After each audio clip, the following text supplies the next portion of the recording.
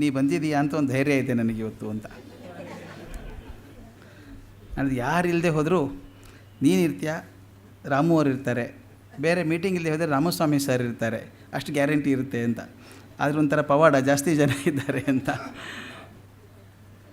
ನಿನ್ನೆ ಮಾತಾಡ್ತಾ ಇಟ್ಲಾಪುರದ ಎಂಗಟಿಗ ಅಂತ ಸಮಸ್ಯೆ ಹೇಳ್ತಾ ಇದ್ದೆ. ಆ ಎಂಗಟಿಕನ ಕೈಲಿ ಇರುವಂಥದ್ದು ಆ ಬಾಕು ಅಥವಾ ಕತ್ತಿ ಏನಿತ್ತೋ ಅದ್ರ ಭಯಕ್ಕೆ ಎಷ್ಟೋ ಕೆಲಸ ಆಗ್ತಾಯಿತ್ತು. ಪಾಪ ಅದರಿಂದ ಅವನ ಮೇಲೆ ಒಂದು ಅಪವಾದ ಕೂಡ ಬಂದು ಖೂನಿ ಮಾಡಿದ್ದಾನೆ ಅಂತ ಹೇಳಿ ಆ ಖೂನಿ ಕೇಸಲ್ಲಿ ಶೇಷಗಿರಿಯಪ್ಪ ಅವ್ರನ್ನ ಪಾರು ಮಾಡ್ತಾರೆ, ಬುದ್ಧಿವಂತಿಗೆ ಉಪಯೋಗಿಸ್ಕೊಂಡು ಪಾರು ಮಾಡ್ತಾರೆ. ಅವನು ಋಣಿಯಾದಂಥ ಎಂಕಟಿಗ, ಅವನು ವಿಠ್ಠಲಾಪುರದ ವೆಂಕಟಪ್ಪ ಅವನೇನು ಮಾಡ್ತಾನೆ, ಲಾಯರ್ ಫೀಸ್ ಕಟ್ಟೋಕ್ಕೆ ಹೋಗ್ತಾನೆ. ಅಲ್ಲಿವರೆಗೂ ನೀನೇ ನೋಡಿದ್ವಿ. ಲಾಯರ್ ಫೀಸ್ ಕಟ್ಟಬೇಕಲ್ಲ, ಎಷ್ಟು ಕೊಡಬೇಕು ಅಂತ ಕೇಳ್ತಾನೆ. ಲಾಯರ್ ಹೇಳ್ತಾರೆ, ಬೇಡಯ್ಯ ನೀನೇನು ಫೀಸ್ ಕೊಡಬೇಡ ನನಗೆ, ಯಾಕಂದರೆ ಅಂಥದ್ದೇನು ದೊಡ್ಡ ಕೆಲಸ ಅಲ್ಲ, ನೀನೇನು ಕೆಟ್ಟ ಕೆಲಸ ಮಾಡಿರಲಿಲ್ಲ, ಸುಮ್ಮನೆ ಜನ ಹೆದರಿಸಿ ಒಳ್ಳೆ ಕೆಲಸನೇ ಮಾಡ್ತಿದ್ದೆ, ಶ್ರೀಮಂತರ ಕಡೆಯಿಂದ ತೊಗೊಂಡು ಈ ರಾಬಿನ್ ಹುಡ್ ಥರ ಕೆಲಸ ಮಾಡ್ತಾಯಿದ್ದೆ, ನನಗೇನು ಸಂಬಳ ಕೊಡಬೇಡ ನನಗೆ ಅಂತ ಹೇಳ್ತಾರೆ. ಅವನು ಕೇಳಲ್ಲ, ಒತ್ತಾಯ ಮಾಡಿ ಏನಾದರೂ ಕೊಡಬೇಕು, ನನಗೆ ಸಮಾಧಾನ ಅನಿಸೋಲ್ಲ. ಅವಾಗ ಶೇಷಗಿರಿಯಪ್ಪನವ್ರು ಹೇಳೋ ಮಾತು ಚೆನ್ನಾಗಿದೆ. ನಮ್ಮ ಮನೆಯಲ್ಲಿ ಪುಟ್ಟ ಮಕ್ಕಳಿದ್ದಾರೆ, ತಾಯಂದ್ರೆ ಯಾರೂ ಇಲ್ಲ. ಆ ಮಕ್ಕಳಿಗೆ ಸ್ವಲ್ಪ ಅನುಕೂಲ ಆಗೋ ಒಂದು ಹಸು ಕೊಟ್ಟರೆ ಇಟ್ಕೊಂಡೇನಪ್ಪ ನಾನು ಅಂದ್ರಂತೆ. ಅದಕ್ಕೆ ಆತ ಒಂದು ಹಸುವನ್ನು ತಂದು ದಾನವಾಗಿ ಕೊಡ್ತಾನೆ. ಇದು ದಾನ ಕೊಡೋ ಪ್ರಕ್ರಿಯೆ ಬಗ್ಗೆ ಒಂದು ಅದ್ಭುತ ಕಾಮೆಂಟ್ರಿ ಅಂದ್ಕೊಂಡಿದ್ದೀನಿ ನಾನು. ಆತ ಕೊಟ್ಟದ್ದು ಯಾವುದೂ ಹಸು ಕೊಡಲಿಲ್ಲ. ಎಷ್ಟು ಒಳ್ಳೆ ಮನಸ್ಸಿಂದ ಕೊಟ್ಟಿರಬೇಕು ಆ ಹಸುನ ಅಂತಂದರೆ, ಎಷ್ಟು ಮುಂದೆ ಅದ್ರ ಬಗ್ಗೆ ಬರೀತಾರೆ, DVG ಬರೀತಾರೆ, ಆ ದೃಶ್ಯ ಹೇಳತಕ್ಕದ್ದಾಗಿದೆ ಅಂತ ಹೇಳಿ ಬರೀತಾರೆ. ಆ ಹಸುಗೆ ಕಾಮಾಕ್ಷಮ್ಮ ಅಂತ ಹೆಸರಿಟ್ಟರು ಅಂತ ನೀನು ಹೇಳಿದೆ ನಾನು. ಕಾಮಾಕ್ಷಮ್ಮ ತಾಯಿ ಹೆಸರಿಟ್ಟಿದ್ದಾರೆ ಶೇಷಗಿರಿಯಪ್ಪನವರು. ಶೇಖದಾರ್ ಗುಂಡಪ್ಪನವ್ರ ಹೆಂಡತಿ ಕಾಮಾಕ್ಷಮ್ಮನ ಹೆಸರಿಟ್ಟಿದ್ದಾರೆ. ಆ ಕರು ಸಾಕಷ್ಟು ಒಳ್ಳೆ ಹೆಣ್ಣು ಕರುಗೆ ಜನ್ಮ ಕೊಟ್ಟು ಅಮೃತಪ್ರಾಯವಾದ ಹಾಲನ್ನು ಕೊಡ್ತಿತ್ತು ಅಂತ ಬರೆದಿದ್ದಾರೆ. ಎಷ್ಟರ ಮಟ್ಟಿಗೆ ಅದು ಒಳ್ಳೆಯ ತಳಿಯಾಗಿತ್ತು, ಅದರ ಕರುಗಳು ಎಷ್ಟು ಚೆನ್ನಾಗಿತ್ತು ಅಂದರೆ, ಆ ಊರಲ್ಲಿ ಬ್ರಾಹ್ಮಣರು ಹೇಳ್ತಾ ಇದ್ದರಂತೆ, ಹಸು ದಾನ ಕೊಡಬೇಕು ಅಂದರೆ ಕಾಮಾಕ್ಷಮ್ಮನ ಕರು ಕೊಡೋದಾದ್ರೆ ತೊಗೋತೀವಿ ಅಂತ. ಅಷ್ಟರ ಮಟ್ಟಿಗೆ ಕಾಮಾಕ್ಷಮ್ಮನ ಕರು ಕೊಡೋದಾದ್ರೆ ದಾನ ತೊಗೋತೀವಿ ಅಂತ ಹೇಳ್ತಿದ್ರಂತೆ. ಅಷ್ಟು ಚೆನ್ನಾಗಿರುವಂಥದ್ದು. ಆ ಕರುಗಳನ್ನು ಸಾಕ್ಕೊಂಡಿದ್ದಾರೆ. ಆ ಕರುಗಳಿಗೇನು ಹೆಸರಿಟ್ಟಿದ್ದಾರೆ ನೋಡಿ. ಮೊದಲಿನ 3 ಕರುಗಳಿಗೆ 3 ಹೆಸರಿರಬೇಕಾದದ್ದು ವೆಂಕಟ ಸುಬ್ಬಮ್ಮ, ಲಕ್ಷ್ಮಮ್ಮ, ಭಾಗೀರಥಮ್ಮ ಅಂತ 3 ಹೆಸರಿಟ್ಟಿದ್ದಾರೆ. ಆ ಕರುಗಳಿಗೆ ಹೆಣ್ಣು ಕರುದ್ದು ಮನೆಯಲ್ಲಿ ಸಾಕ್ಕೊಂಡಿದ್ದಾರೆ. ಆ 3 ಹೆಸರುಗಳು 3 ಸೊಸೆಯಂದ್ರ ಹೆಸರುಗಳು.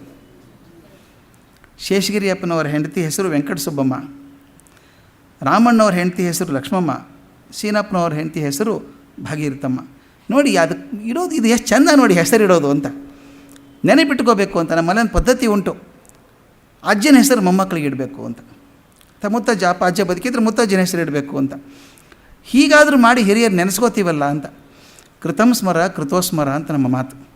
ನೆನೆಸ್ಬೇಕು ನಾವು ಮಾಡಿದವ್ರನ್ನ ಅಂತ ಹೇಳಿ ಆ ಹಸುವಿಗೆ ಕೂಡ ತನ್ನ ತಾಯಿ ಹೆಸರಿಟ್ಟು, ಹಸು ಹಾಕಿದಂಥ ಕರುಗಳಿಗೆ ಸೊಸೆಯಂದ್ರ ಹೆಸರಿಟ್ಟು, ದಿನಾಲೂ ತಪ್ಪದೆ ಅವ್ರ ಹೆಸರು ನೆನಪಿಡೋ ಹಂಗೆ ವ್ಯವಸ್ಥೆ ಮಾಡ್ಕೊಂಡಿದ್ರಂತೆ. ಅದೆಷ್ಟು ಚೆನ್ನಾಗಿತ್ತು ಅಂತ. ರಾಮಣ್ಣ ಅದನ್ನು ಹೇಗೆ ನೋಡಿಕೊಂಡ್ರು ಅಂತ ಬರೀತಾರೆ. ಎಷ್ಟು ಪ್ರೀತಿ ನೋಡ್ಕೋತಿದ್ರು ಅಂದರೆ ಊರಲ್ಲಿ ಹೆಸರೇ ಆಗಿತ್ತಂತೆ. ಹಸು ಕರು ಬೆಳೀಬೇಕು ಅಂದರೆ ರಾಮಣ್ಣನ ಕೈಯಲ್ಲೇ ಬೆಳೀಬೇಕು ಅಂತ, ಅಷ್ಟು ಪ್ರೀತಿಯಿಂದ ಬೆಳೆಸೋರು. ಅದು ಮುಂದೆ ಅದಕ್ಕೆ ವಯಸ್ಸಾಯಿತು. ಕಾಮಾಕ್ಷಮ್ಮ ಮುಪ್ಪು ಬಂತು. ಅವ್ರು ಬರೆಯೋ ನೀತು ನೋಡಿ ಹೇಗಾಯ್ತಂದ್ರೆ ಹಲ್ಲೆಲ್ಲ ಸೌದು ಹೋಯ್ತಂತೆ. ಅದಕ್ಕೆ ತುಂಬ ಆಯುಸ್ಸು ಬದುಕಿದೆ ಅದು. ಆನಂತರ ಹುಲ್ಲು ತಿನ್ನೋಕ್ಕಾಗಲಿಲ್ಲ. ಆಮೇಲೆ ಮೆತ್ತಗೆ ಹಿಟ್ಟು ಮಾಡಿ ಅದ್ರ ಬಾಯಲ್ಲಿ ಹಾಕಿ ತಿನ್ನಿಸ್ತಾ ಇದ್ದರಂತೆ ಪ್ರೀತಿಯಿಂದ. ಮುಂದೆ ಅದೂ ಸ್ಥಿತಿ ಕಷ್ಟ ಆಯಿತು. ಅವಸಾನ ಕಾಲ ಹತ್ತಿರ ಬಂದ ತಕ್ಷಣ ರಾಮಣ್ಣ ತಳಮಳ ಆಯಿತು. ಇದು ನೋಡಿ ಮನೇಲಿ ಒಂದು ಹಸುಗಾದದ್ದು ತಳಮಳ ಆಗಿ ಅಣ್ಣಗೆ ಪತ್ರ ಬರ್ತಾರಂತೆ, ಅಣ್ಣ ಇನ್ನೇನು ಕಾಮಾಕ್ಷಮ್ಮ ಜಾಸ್ತಿ ದಿವಸ ಬದುಕೋಂಗೆ ಕಾಣಿಸಲ್ಲ, ಬಂದುಬಿಡು ನೀನು ಅಂತ. ಲಾಯರ್ ಕೆಲಸ ಮಾಡುವಂಥವ್ರು, ಭಾಳ ಬ್ಯುಸಿಯಾಗಿದ್ದಂಥ ಮನುಷ್ಯ ಕೆಲಸ ಬಿಟ್ಟು ಮುಳುಬಾಗ್ಲಿಗೆ ಬರ್ತಾರೆ. ಕಾಮಾಕ್ಷಮ್ಮಗೆ ಹುಷಾರಿಲ್ಲ, ಅವಸಾನ ಕಾಲ ಹತ್ತಿರ ಬಂದಿದೆ ಅಂತ ಬಂದಾಗ ನೋಡಿ ಅವ್ರು ಹೇಗೆ ಮಾಡ್ತಾರೆ. ಹೊರಗಡೆ ಬಿಸಿಲಲ್ಲಿ ಬೇಡ, ಮನೆ ಅಂಗಳ ವಿಸ್ತಾರ ಆಗಿದೆಯಲ್ಲ, ಅದಕ್ಕೆ ಮೇಲೆ ಒಂದು ಚಪ್ಪರ ಕಟ್ಟಿಸಿ ಅಲ್ಲಿ ಕೆಳಗಡೆ ಹುಲ್ಲು ಹಾಕಿಸಿ ಆ ಕಾಮಾಕ್ಷಮ್ಮನ ಮಲಗಿಸ್ತಾರೆ. ಹಿಟ್ಟು ತಿನ್ನೋಕ್ಕೂ ಆಗೋದಿಲ್ಲ ಅಂದಮೇಲೆ ಅಣ್ಣ ತಮ್ಮಂದರು ಹೇಗೆ ಇದು ನೋಡ್ಕೊಂಡ್ರು ಅಂತಂದರೆ, ಈ ರಾಗಿ ಥರ ಗಂಜಿ ಥರ ಮಾಡಿ ಗೊಟ್ಟ ಹಾಕಿ ಅದಕ್ಕೆ ತಿನ್ನಿಸ್ತಾ ಇದ್ರಂತೆ. ಅಂದರೆ ಕೊನೆ ಕ್ಷಣದವರೆಗೂ ಅದನ್ನು ಅಷ್ಟು ಆರೈಕೆ ಮಾಡಬೇಕಾದದ್ದು. ನನಗೆ ಯಾಕೆ ಅನಿಸುತ್ತೆ ಅಂದರೆ, ಎಷ್ಟೋ ಜನ ಅಪ್ಪ ಅಮ್ಮನ ಹಾಗೆ ನೋಡ್ಕೊಳ್ಳಲ್ಲ ನಾವು. ಅಪ್ಪ ಅಮ್ಮ ಅಂದರೆ ಯಾರೋ ನರ್ಸ್ ಹೇಳಿಬಿಡಪ್ಪ, ಯಾರೋ ಬಂದು ಹೋಗ್ತಾನೆ, ಟೈಮ್ ಇಲ್ಲ ನನಗೆ. ಈತ ಪುಟ್ಟ ಮಗು ಆಗಿದ್ದಾಗ ರಾತ್ರಿ ನಿದ್ದೆಗೆಟ್ಟು ಅಪ್ಪ ಅಮ್ಮ ನೋಡಿಕೊಂಡು ಜೀವ ಒತ್ತೆ ಇಟ್ಟು ಬೆಳೆಸಿದ್ರಲ್ಲ ಇವನ್ನ, ಇವನಿಗೆ ವಯಸ್ಸಾದಾಗ ಅಪ್ಪ ಅಮ್ಮನಿಗೆ ಹುಷಾರಿಲ್ಲ ಅಂದರೆ ಯಾರಿಗೂ ಒಂದು ನರ್ಸ್ ಹೇಳಿಬಿಡು, ಅಮ್ಮ ಅಪ್ಪ ಇವನು ಕೂಸಾಗಿದ್ದಾಗ ಮಾಡಿದರೆ ಗತಿ ಏನಾಗ್ತಿತ್ತು ಗೊತ್ತಾಗ್ತಿತ್ತು. ಇದು ಎಷ್ಟು ಕಣ್ಣು ಮುಂದೆ ಚಿತ್ರ ಕಟ್ಟಿಸ್ತಾರೆ ಅಂತಂದರೆ, ಅದು 3 ಜನ ಅಣ್ಣ ತಮ್ಮಂದರು ಪಾಳಿ ತಪ್ಪದೇನೆ ಹಗಲು ರಾತ್ರಿ ಒಬ್ಬರಾದರೂ ಇರಬೇಕು.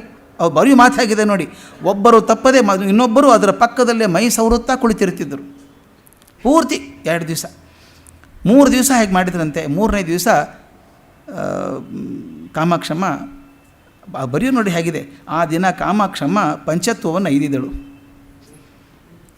ಹಸು ಸತ್ಯವು ಅಂತ ಹೇಳಿಲ್ಲ, ಅದು ತಾಯಿ ಸಮಾನ ಅಂಥೇಳಿ ಪಂಚತ್ವವನ್ನು ಐದಿದಳು ಕಾಮಾಕ್ಷಮ್ಮ ಅಂಥೇಳಿ. ಆ ಅಣ್ಣ ತಮ್ಮಂದಿರು 3 ಜನ ಅವ್ರು ಬರೀತಾರೆ, ಅಣ್ಣ ತಮ್ಮಂದಿರು 3 ತಮ್ಮ ಹೆತ್ತ ತಾಯಿ ಹೋದಾಗ ಹೇಗೋ ಹಾಗೆ ಹತ್ತರು ಆ ಹಸು ಸತ್ತಾಗ. ಆಮೇಲೆ 3 ಜನ ಎತ್ಕೊಂಡು ಹೊರಗೆ ಹೋಗಿ ಆ ರುದ್ರಭೂಮಿಗೆ ಯಾರು ತೊಗೊಂಡು ಹೋಗ್ಬೇಕು ಅವ್ರ ಕೈಯಲ್ಲಿ ಕೊಟ್ಟು ಬಂದ್ರಂತೆ. ಕೊಟ್ಟು ಬರೋದು ಅಷ್ಟೇ ಅಲ್ಲ, ಮನೇಲಿ ಒಂದಿತ್ತು ಜೀವ, ನಮಗೆ ಜೀವನಾಧಾರ ಮಕ್ಕಳಿಗೆ ಹಾಲು ಕೊಟ್ಟು ಬದುಕಿಸಿದಂಥ ಜೀವ ಅದು. ಹಾಗೇನು ಹಸು ಅಂತ ಬಿಡೋದಲ್ಲ ಅದನ್ನು. ಅವ್ರು ಏನು ಮಾಡಿದ್ದಾರೆ ಅಂತ ಬರೀತಾರೆ. ಅಣ್ಣ ತಮ್ಮಂದಿರು ಬಂದು ಸೂತಕ ಸ್ನಾನ ಮಾಡಿದಂತೆ ಸ್ನಾನ ಮಾಡಿದರು. ಮುಂದೆ 3ನೇ ದಿವಸ 3 ಜನ ಅಣ್ಣ ತಮ್ಮಂದಿರು ಆ 3 ಅದು ಸಮಾಧಿ ಮಾಡಿದ್ದರಲ್ಲ ಹಸುವಿನ ಆ ಸ್ಥಾನಕ್ಕೆ ಹೋಗಿ ಹಾಲು ಎರೆದು ಬಂದರು. ಆಮೇಲೆ 2 ಬಂಡಿ ಹುಲ್ಲು ತರಿಸಿ ಯಾರ್ಯಾರ ಮನೆಗಳಲ್ಲಿ ಗೋವಿದ್ದುವಲ್ಲ ಎಲ್ಲರ ಮನೆಗೂ ಹುಲ್ಲು ಹಂಚಿಸಿ ಬಂದರಂತೆ ಕಾಮಾಕ್ಷಮ್ಮನ ಹೆಸರಿಂದ. 2 ಬಂಡಿ ಹುಲ್ಲು ತರಿಸಿ ಯಾರ್ಯಾರ ಮನೆಯಲ್ಲಿ ಗೋವುಗಳಿದ್ದೋ ಅವ್ರ ಮನೆಗೆಲ್ಲ ಹಂಚಿಸಿ ಬಂದರು. ಮನೆಯಲ್ಲಿ ಬ್ರಾಹ್ಮಣ ಮುತ್ತೈದೆಯರಿಗೆ ಭೋಜನ ಮಾಡಿಸಿದರು. ಅಷ್ಟೇ ಅಲ್ಲ, ಮುಂದೆ ಎಷ್ಟೋ ವರ್ಷ ಕಾಮಾಕ್ಷಮ್ಮ ಹೋದ ದಿವಸವನ್ನು ನೆನಪಿಟ್ಟು 2-3 ಮುತ್ತೈದೆಯರಿಗೆ ಅರಿಶಿನ ಕುಂಕುಮ ಕುಪ್ಪಸದ ಕಣ ದಾನ ಕೊಡುತ್ತಿದ್ದು ನನಗೆ ಜ್ಞಾಪಕವಿದೆ ಅಂತ ಡಿ ವಿ ಜಿ ಬರೀತಾರೆ. ಯಾಕೆ ಬರ್ತದೆ ಅಂತ ಮನಸ್ಸಿಗೆ ಸ್ವಲ್ಪ ಸಂಕಟ ಆಗ್ತದೆ ನನಗೆ. ಅಮ್ಮನಿಗೆ ಶ್ರಾದ್ದ ಮಾಡಬೇಕು ಅಂದರೆ ಟೈಮ್ ಇಲ್ಲ ಬಿಡು, ದೇವಸ್ಥಾನ ದುಡ್ಡು ಕೊಟ್ಬಿಡು ಮುಗಿದೋಗುತ್ತೆ ಅಂತ. ಶ್ರಾದ್ದ ಅಂದರೆ ಶ್ರದ್ಧೆ, ಆ ಶ್ರದ್ಧೆ ಇಲ್ಲ ನನಗೆ. ಇಲ್ಲಿ ಒಂದು ಹಸು ಹೋದದಕ್ಕೆ ಎಷ್ಟೋ ವರ್ಷ ಆ ದಿವಸ ನೆನಪಿಟ್ಕೊಂಡು, ಹಸು ಸತ್ತ ದಿವಸ ನೆನಪಿಟ್ಕೊಂಡು ಬ್ರಾಹ್ಮಣ ಮುತ್ತೈದೆಯನ್ನು ಕರೆದು ದಾನ ಕೊಡಬೇಕು ಅವತ್ತಿನ ತಾಯಿ ಆ ಕಾಮಾಕ್ಷಮ್ಮನ ಹೆಸರಿಂದ ಅಂತ ಅನ್ಬೇಕಾದ್ರೆ ಇದು ನಮ್ಮ ಸಂಸ್ಕೃತಿಯ ಮೂಲ ತಳಹದಿ ಅಂತ ಅಂದ್ಕೊಂಡಿದ್ದೇನೆ. ಅದು ಹಾಗೆ ಗಟ್ಟಿಯಾಗಿತ್ತದು. ಇದನ್ನು ಗಾಂಧೀಜಿ ಅಮ್ಮ ಹೇಳ್ತಾರೆ. ಒಂದು ಸಲ ಅವ್ರ ಆಶ್ರಮದಲ್ಲಿದ್ದಾಗ ಒಂದು ಹಸು ನಡ್ಕೊಂಡು ಹೋಗ್ತಿರ್ಬೇಕಾದ್ರೆ ಜಾರಿ ಬಿದ್ದು ಹಿಂದಿನ ಮೂಳೆ ಮುರಿದೋಯ್ತು. ಬಹಳ ನಿಂತ್ಕೊಳ್ಳೋಕೆ ಆಗ್ತಿರಲಿಲ್ಲ, 3 ಕಾಲ ಮೇಲೆ ನಿಂತ್ಕೋಬೇಕು, ಕಷ್ಟ ಆಯಿತು. ಎಷ್ಟು ಔಷಧಿ ಮಾಡಿದರೂ ಕೂಡ ಹುಳ ಬೀಳೋಕ್ಕೆ ಶುರು ಆಯಿತು ಕಾಲಲ್ಲಿ. ಅದಕ್ಕೆ ಬೆಲ್ಟ್ ಹಾಕಿ ಎತ್ತಿ ತೂಗು ಹಾಕ್ತಿದ್ರಂತೆ ಹಸುನ, ಕಾಲಿಡೋಕ್ಕೆ ಬರಲ್ಲ ಅಂಥೇಳಿ. ಗಾಂಧಿ ಒಂದು ದಿವಸ ರಾತ್ರಿ 12 ಗಂಟೆಗೆ ಹೋಗಿ ಬೆಳಗಿನವರೆಗೂ ಅದರ ಮುಂದೆ ನಿಂತಿದ್ದಾರೆ, ಕೈ ಆಡಿಸ್ಕೊಂಡು ನಿಂತಿದ್ದಾರೆ ಅದರ ಮುಂದೆ, ನೋವಾಗುತ್ತಾ ಅಂತ ಹೇಳಿ. ಜಗತ್ತಿನ ಪ್ರಪಂಚ ತಲೆಯನ್ನು ಕಟ್ಕೊಂಡಂಥ ಮನುಷ್ಯ ಹಸುವಿನ ಬಗ್ಗೆ ನಿಂತ್ಕೊಂಡು ತೋರಿಸೋದಿದೆಯಲ್ಲ, ಇದು ಎಲ್ಲರ ಬಗ್ಗೆ ಪ್ರೀತಿ ತೋರಿಸುವಂಥ ರೀತಿ ನಮ್ಮ ಭಾರತೀಯ ಸಂಸ್ಕೃತಿ ಆಗಿತ್ತು ಅಂತ. ಅದಕ್ಕೆ ನಮಗೆ ಗೋ ಮಾತೆ ಅಂತ ಕರಿತೇವೆ. ಆ ಮಾತೆ ಬಗ್ಗೆ ಪ್ರೀತಿಯನ್ನು ತೋರಿಸಿದಂಥವ್ರು ನಿಜವಾದ ಮಾತೆ ಬಗ್ಗೆ ಅಷ್ಟಾದರೂ ತೋರಿಸ್ಬೇಕು ಅಂತ ನನಗೆ. ಆ ಕಾಲದಲ್ಲಿ ಹಾಗಿದ್ದಂಥ ಜೀವ. ಇದಕ್ಕೆ ನನಗೆ ಜ್ಞಾಪಕ ಚಿತ್ರಶಾಲೆ ಭಾಳ ಹತ್ತಿರ ಆಗುವಂಥದ್ದು. ಇದನ್ನು ಏನು ಬೇರೆ ಬರೆದ್ರೂ ಮುಟ್ಟೋಲ್ಲ. ಇದು ಒಂದು ಹಸುವನ್ನು ನೋಡ್ಕೊಂಡಂಥ ರೀತಿ ಆ ಜನಾಂಗದಕ್ಕೆ ಸೇರಿದಂಥವ್ರು ನಾವು ಅಭಿಮಾನದಿಂದ ಹೇಳಬೇಕಾದವರು ಈ ಕಾಲಕ್ಕೆ ಬಂದುಬಿಟ್ಟಿದ್ದೇವಲ್ಲ ಅಂತ. ಜ್ಞಾಪಕ ಚಿತ್ರಶಾಲೆ ಓದಿದಾಗ ಮನಸ್ಸಿಗೆ ಚಾವಟಿ ಹೊಡೆದಂಗೆ ಹೇಳುತ್ತೆ, ಹೀಗೆ ಬದುಕಿದವರಪ್ಪ ನಮ್ಮ ಹಿರಿಯರು ಅಂತ. ಡಿ ವಿ ಜಿ ಉದ್ದೇಶ, ಅದು ಮುಖ್ಯ ಉದ್ದೇಶ ಅದಾಗಿತ್ತು. ಬರೀ ಯಾರದೋ ಒಬ್ಬರ ಬಗ್ಗೆ ಬರೆಯೋದಲ್ಲ. ಆ ಕಾಮಾಕ್ಷಮ್ಮನ ಬಗ್ಗೆ ಬರೀದೇ ಹೋದರೆ ಅದು ಪೂರ್ತಿ ಆಗ್ತಿರಲಿಲ್ಲ ಅಂತೂ ಅಲ್ಲ, ಜ್ಞಾಪಕ ಚಿತ್ರಶಾಲೆ ನಡ್ಕೊಂಡು ಹೋಗ್ತಿತ್ತೇನೋ, ಆದರೆ ಮರೀಲಿಲ್ಲ ಅವರು. ಒಬ್ಬ ದೊಡ್ಡ ಸಮಾಜ ಚಿತ್ರಣ ಮಾಡುವಂಥ ಮಹಾಕಾವಿ ಅಥವಾ ಮಹಾಜ್ಞಾನಿ ಮಾಡುವಂಥ ಕೆಲಸ ಇದು. ಬರೀ ತಮ್ಮ ಚಿಕ್ಕಪ್ಪಂದ್ರ ಬಗ್ಗೆ ಕತೆ ಬರೀಲಿಲ್ಲ. ಚಿಕ್ಕಪ್ಪರ ಮನೆಗೆ ಯಾರೋ ದಾನವಾಗಿ ಕೊಟ್ಟಂಥ ಹಸುವನ್ನು ಅವ್ರು ಹೇಗೆ ನೋಡಿಕೊಂಡ್ರು ಅಂತ ಬರೆದಾಗ ನಮ್ಮ ಸಮಾಜ ಸ್ಥಿತಿ ಹೇಗಿತ್ತು, ಆರೋಗ್ಯ ಹೇಗಿತ್ತು ಅಂತ ಹೇಳುವಂಥ ಮಾತು ನನಗೆ ಭಾಳ ಇಷ್ಟ ಆಗುತ್ತೆ. ಆಗ ಇನ್ನೊಂದು ಕೆಲಸ ಅವರು ದೊಡ್ಡಪ್ಪ ಅಜ್ಜ ಮಾಡಿದರು. ಅಜ್ಜ ಅಂದರೆ ಶೇಷಗಿರಿ ಅಪ್ಪನವರು. ಉತ್ಪನ್ನ ಸಾಕಷ್ಟು ಚೆನ್ನಾಗಿತ್ತು. ಮುಳುಬಾಗಲಲ್ಲಿ ಮನೆ ಕಟ್ಸಿದ್ರಂತೆ. ಕೋಲಾರದಲ್ಲಿ 2 ಕಟ್ಸಾಗಿತ್ತಲ್ಲ, 2 ಮನೆ ಕಟ್ಸಿದ್ರು. ಗಾರೆ ಮನೆ ಒಂದು, ಇನ್ನೊಂದು ಕಟ್ಸಿ ಅಲ್ಲಿ ರಾಮಸಾನಿ ಕೊಟ್ಟಿದ್ದರು. ಇಲ್ಲಿ ಮುಳುಬಾಗಲಲ್ಲಿ ಮನೆ ಕಟ್ಸಿದ್ರು, ದೊಡ್ಡ ಮನೆ ಕಟ್ಸಿದ್ರಂತೆ. ಎಷ್ಟು ದೊಡ್ಡ ಮನೆ ಅಂದರೆ ಡಿ ವಿ ಜಿ ಚೆನ್ನಾಗಿ ಹೇಳ್ತಾರೆ, ನಮ್ಮ ಮನೆಯಲ್ಲಿ ಇನ್ನು ಜಾಗ ಸಾಲದೆಂದು ಯಾರೂ ಹೇಳುವಂತಿರಲಿಲ್ಲ, ಅಷ್ಟು ದೊಡ್ಡ ಜಾಗ ಮನೆ ಕಟ್ಸಿದ್ರಂತೆ. ಅವ್ರು ವರ್ಣನೆ ನೋಡಬೇಕು, ಅಷ್ಟು ವರ್ಣನೆ ಮಾಡೋಕ್ಕೆ ಹೋಗಲ್ಲ ನಾನು. ಮನೆ ವರ್ಣನೆ ಮಾಡ್ತಾರೆ, ಪ್ರತಿಯೊಂದು ಕಣ್ಣಿಗೆ ಕಟ್ಟಿದ ಹೆಂಗ್ರಿ ಆರ್ಕಿಟೆಕ್ಚರ್ ಪ್ಲ್ಯಾನ್ ಕೊಡೋ ಹಾಗೆ. ಒಳಗೆ ಹೋದರೆ ಹೀಗೆ, ಎಡಗಡೆ ಹೀಗೆ, ಆ ಕೊನೆಗೊಂದು ಕೋಣೆ, ಅಲ್ಲಿ 30-40 ಜನ ಕೂತ್ಕೋಬೋದು, ಇಲ್ಲಿ ತರಕಾರಿ ಇಡೋದು, ಅಲ್ಲೊಂದು ಉಗ್ರಾಣ, ಎಲ್ಲ ಪೂರ್ತಿ ಕಣ್ಣಿಗೆ ಕಟ್ಟುವಂಗೆ ಬರೀತಾರೆ. ಉದ್ದೇಶ ಇಷ್ಟೇ. ಮೊದಲು ಸಣ್ಣ ಮನೆಯಲ್ಲಿ, ಹಾಳು ಮನೆಯಲ್ಲಿ ಇದ್ದಂಥವರು ಒಂದೇ ಸಲ ದೊಡ್ಡ ಮನೆಗೆ ಬಂದರು. 30-40 ಜನ ಆರಾಮಾಗಿ ಊಟ ಮಾಡ್ಬೋದಾಗಿತ್ತು ಪಡಸಾಲೆಯಲ್ಲಿ, ಅಷ್ಟು ದೊಡ್ಡ ಮನೆ ಕಟ್ಸಿದ್ರು. ದೊಡ್ಡ ಬಾಗಿಲು ಇಡಿಸಿದ್ರಂತೆ, ಎತ್ತರದ ಬಾಗಿಲು. ಕೇಳಿದಂತೆ ಇಷ್ಟು ದೊಡ್ಡ ಬಾಗಿಲು ಯಾಕೆ ಮನೆಗೆ?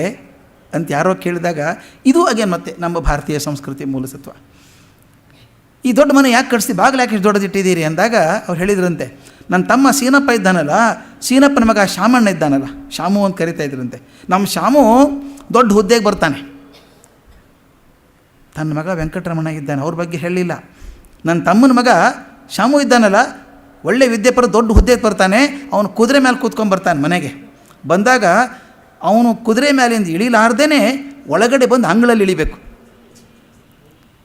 ಎಷ್ಟು ಚೆಂದ ಮಾತು. ತನ್ನ ಮಗನ ಬಗ್ಗೆ ಮಾತಾಡ್ತಾ ಇಲ್ಲ. ನನ್ನ ತಮ್ಮನ ಮಗ ಸೀನಪ್ಪನ ಮಗ ಇದ್ದಾನಲ್ಲ ಶಾಮು, ಅವನು ದೊಡ್ಡ ಹುದ್ದೆಗೆ ಬಂದಾಗ ಕುದುರೆ ಮೇಲೆ ಕೂತ್ಕೊಂಡ್ಬರ್ತಾನೆ, ಕುದುರೆ ಮೇಲಿಂದ ಇಳಿಬಾರ್ದು ಅವನು ಮನೆಗೆ ಬರಬೇಕಾದ್ರೆ, ಹಾಗೆ ಒಳಗೆ ಬಂದು ಅಂಗಳದಲ್ಲಿ ಇಳಿಬೇಕು, ಅದಕ್ಕಷ್ಟು ಬಾಗಿಲ ಎತ್ತಿಟ್ಟಿದ್ದೀನಿ ಅಂತ. ನನ್ನ ಮಗ ನನ್ನ ತಮ್ಮನ ಮಗ ಬೇರೆ ಅಂತ ಅನ್ನಿಸ್ಲಿಲ್ಲ.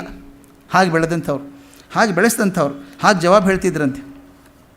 ದೊಡ್ಡ ಮನೆ ಕಟ್ಟಿಸಿ ಮನೆಯಲ್ಲಿ ಏನೇನಿತ್ತು, ಆಗ್ನೇಯ ಮೂಲೆಯಲ್ಲಿ ಅಡುಗೆ ಮನೆ ಇರಬೇಕು, ಅದೆಲ್ಲ ವರ್ಣನೆ ಮಾಡಿದ್ದಾರೆ. ಎಲ್ಲ ದೃಷ್ಟಿಯಿಂದ ಮನೆ ಅನುಕೂಲವಾಗಿತ್ತು ಅಂತ. ಈ ಹಳೆ ಮನೆ ಏನು ಮಾಡಬೇಕಾಗಾದ್ರೆ, ಹೊಸ ಮನೆಗೆ ಬಂದುಬಿಟ್ರು. ಹಳೆ ಮನೆಯಲ್ಲಿ ಒಂದು ಭಾಗ ಸತ್ರ ಅಂತ ಮಾಡಿದ್ರಂತೆ. ನೋಡಿ ದೃಷ್ಟಿ ಹೇಗಿತ್ತು. ಒಂದು ಸತ್ರ ಮಾಡಿ ಅದು ಖಾಲಿ ಇರೋದು, ಒಂದು ಮನೆ ಖಾಲಿ. ಇವಾಗ ದನದ ಕೊಟ್ಟಿಗೆ ಹಸು ಎಲ್ಲ ಇರ್ತಿತ್ತಂತೆ. ಒಂದು ಹಸು ಒಂದು ಎಮ್ಮೆ ಯಾವಾಗಲೂ ಇರೋದು, ಇನ್ನೊಂದು ಹಸು ಒಂದು ಎಮ್ಮೆನ ಹಳ್ಳಿಗೆ ಕಳಿಸ್ತಾಯಿದ್ರು. ಹಾಲಿಗೆ ಕೊರತೆ ಏನಿರಲಿಲ್ಲ, ಹಾಲು ಮೊಸರಿಗೆ ಏನು ಕೊರತೆ, ಎಲ್ಲ ಚೆನ್ನಾಗಿದ್ವಿ. ಇನ್ನೊಂದು ಭಾಗವನ್ನು ಖಾಲಿ ಇಟ್ಕೊಂಡಿದ್ರಂತೆ. ಖಾಲಿ ಇಟ್ಕೊಳ್ಳೋ ಕೆಲಸ ಏನಂದರೆ, ಅಕಸ್ಮಾತ್ತಾಗಿ ಯಾರೋ ಬಂದರು ಊರಿಂದ, ಮನೆಗೆ ಆಧಾರ ಇಲ್ಲ ಅವ್ರಿಗೆ ಇಟ್ಕೊಳ್ಳೋಕ್ಕೆ, ಅಲ್ಲಿರಲಿ, ಯಾರೇ ಬರಲಿ ಅಂತ ಇಡುವಂಥದ್ದು. ಈಗ ಕಾನ್ಸೆಪ್ಟ್ ಬಂದಿದೆ ನಮಗೆ ಗೆಸ್ಟ್ ರೂಮ್ ಅಂತ ಮನೆಯಲ್ಲಿ. ಆಗ ಮನೆಯೇ ಗೆಸ್ಟ್ ರೂಮ್ ಆಗಿರ್ತಿತ್ತು, ಯಾರು ಬಂದರೂ ತಾವೇ ಅಡ್ಜಸ್ಟ್ ಮಾಡೋರು ಮಲಗಿಸ್ತಾಯಿದ್ರು. ಈಗೇನು ಮಾಡಿದ್ರು ಅಂದರೆ, ಭಾಗ ಹಾಗೆ ಇಟ್ಟಿರಬೇಕು, ಯಾರಾದರೂ ಬರ್ತಾರೆ ಪಾಪ, ತೊಂದರೆ ಇರುತ್ತೆ, ಇರಲಿ ಒಂದು 4-6 ದಿವಸ ಇರಲಿ. ಅವ್ರು ಮಾತು ಹೇಳ್ತಾರೆ, ಹೇಗಿದೆ ಬಾಡಿಗೆ ಇಲ್ಲ ಏನಿಲ್ಲ. ಅವ್ರು ಹೇಳ್ತಾರೆ, ತಾತಂದೇನು ಅಂದರೆ, ಆ ಮನೆಯಲ್ಲಿ ಯಾರಾದರೂ ದೀಪ ಹಚ್ಚಿ ದೇವರ ಪೂಜೆ ಮಾಡಿಕೊಂಡು ಸಂತೋಷಪಟ್ಟರೆ ಅದೇ ನಮಗೆ ಪ್ರತಿಫಲ, ಇನ್ನೇನೂ ಬೇಕಾಗಿಲ್ಲ ಎಂಬುದು ನನ್ನ ತಾತನ ಭಾವನೆ. ಈ ಭಾವನೆ ಎಷ್ಟು ಜನಕ್ಕಿರುತ್ತೆ. ಆ ಥರ ಹಂಚಿಕೊಂಡು ಬದುಕಿದಂಥವ್ರು ನಮ್ಮ ಹಿರಿಯರು ಅಂತ ಹೇಳ್ತಾರೆ. ಈ ಹೊತ್ತಿಗೆ ಒಂದು ಇನ್ನೊಂದು ಘಟನೆ ಆಯಿತು. ಆ ಘಟನೆ ಬಹುಶಃ ಡಿ ವಿ ಜಿಯವರ ಅಜ್ಜಂದ್ರ ಒಂದು ಜೀವನದ ಗತಿಯನ್ನೇ ಬದಲಾಯಿಸ್ತು ಅಂತ ಹೇಳಬೇಕು. ಒಂದು ಸಣ್ಣ ಘಟನೆ, ಅದು ಆ ಊರು ಮುಳುಬಾಗಿಲಿಗೆ ಸಂಬಂಧಪಟ್ಟದ್ದಲ್ಲ. ಮೈಸೂರು ಹತ್ತಿರ ಒಂದು ಊರು, ಮೈಸೂರು ಆಗ್ನೇಯಕ್ಕಿರುವಂಥ ಒಂದು ಹಳ್ಳಿ ತಿಪ್ಪದೊಡ್ಡಿ ಅಂತ ಒಂದು ಹಳ್ಳಿ. ಆ ತಿಪ್ಪದೊಡ್ಡಿ ಹಳ್ಳಿಗೆ ಒಬ್ಬರು ಶಾನುಭೋಗರಿದ್ದರು. ಎಲ್ಲ ಹಳ್ಳಿಗಿರ್ಬೇಕು ಶಾನುಭೋಗರಿದ್ದರು. ಆಗಿನ ಕಾಲದ ಶಾನುಭೋಗರ ಮಾತೇ ಬೇರೆ, ಗತ್ತೇ ಬೇರೆ. ಅವ್ರ ಕೆಲಸ ರಿಸೀಟಿಗೆ ಕೊಟ್ಟು ಹಣ ಕಲೆಕ್ಟ್ ಮಾಡ್ಕೋಬೇಕು ಸರ್ಕಾರದ ಪರವಾಗಿ ಅಂತ. ಆದರೆ ಅವರು ತಾವೇ ತೊಗೊಂಡಂಥ ಜವಾಬ್ದಾರಿ ಭಾಳ ದೊಡ್ಡದು.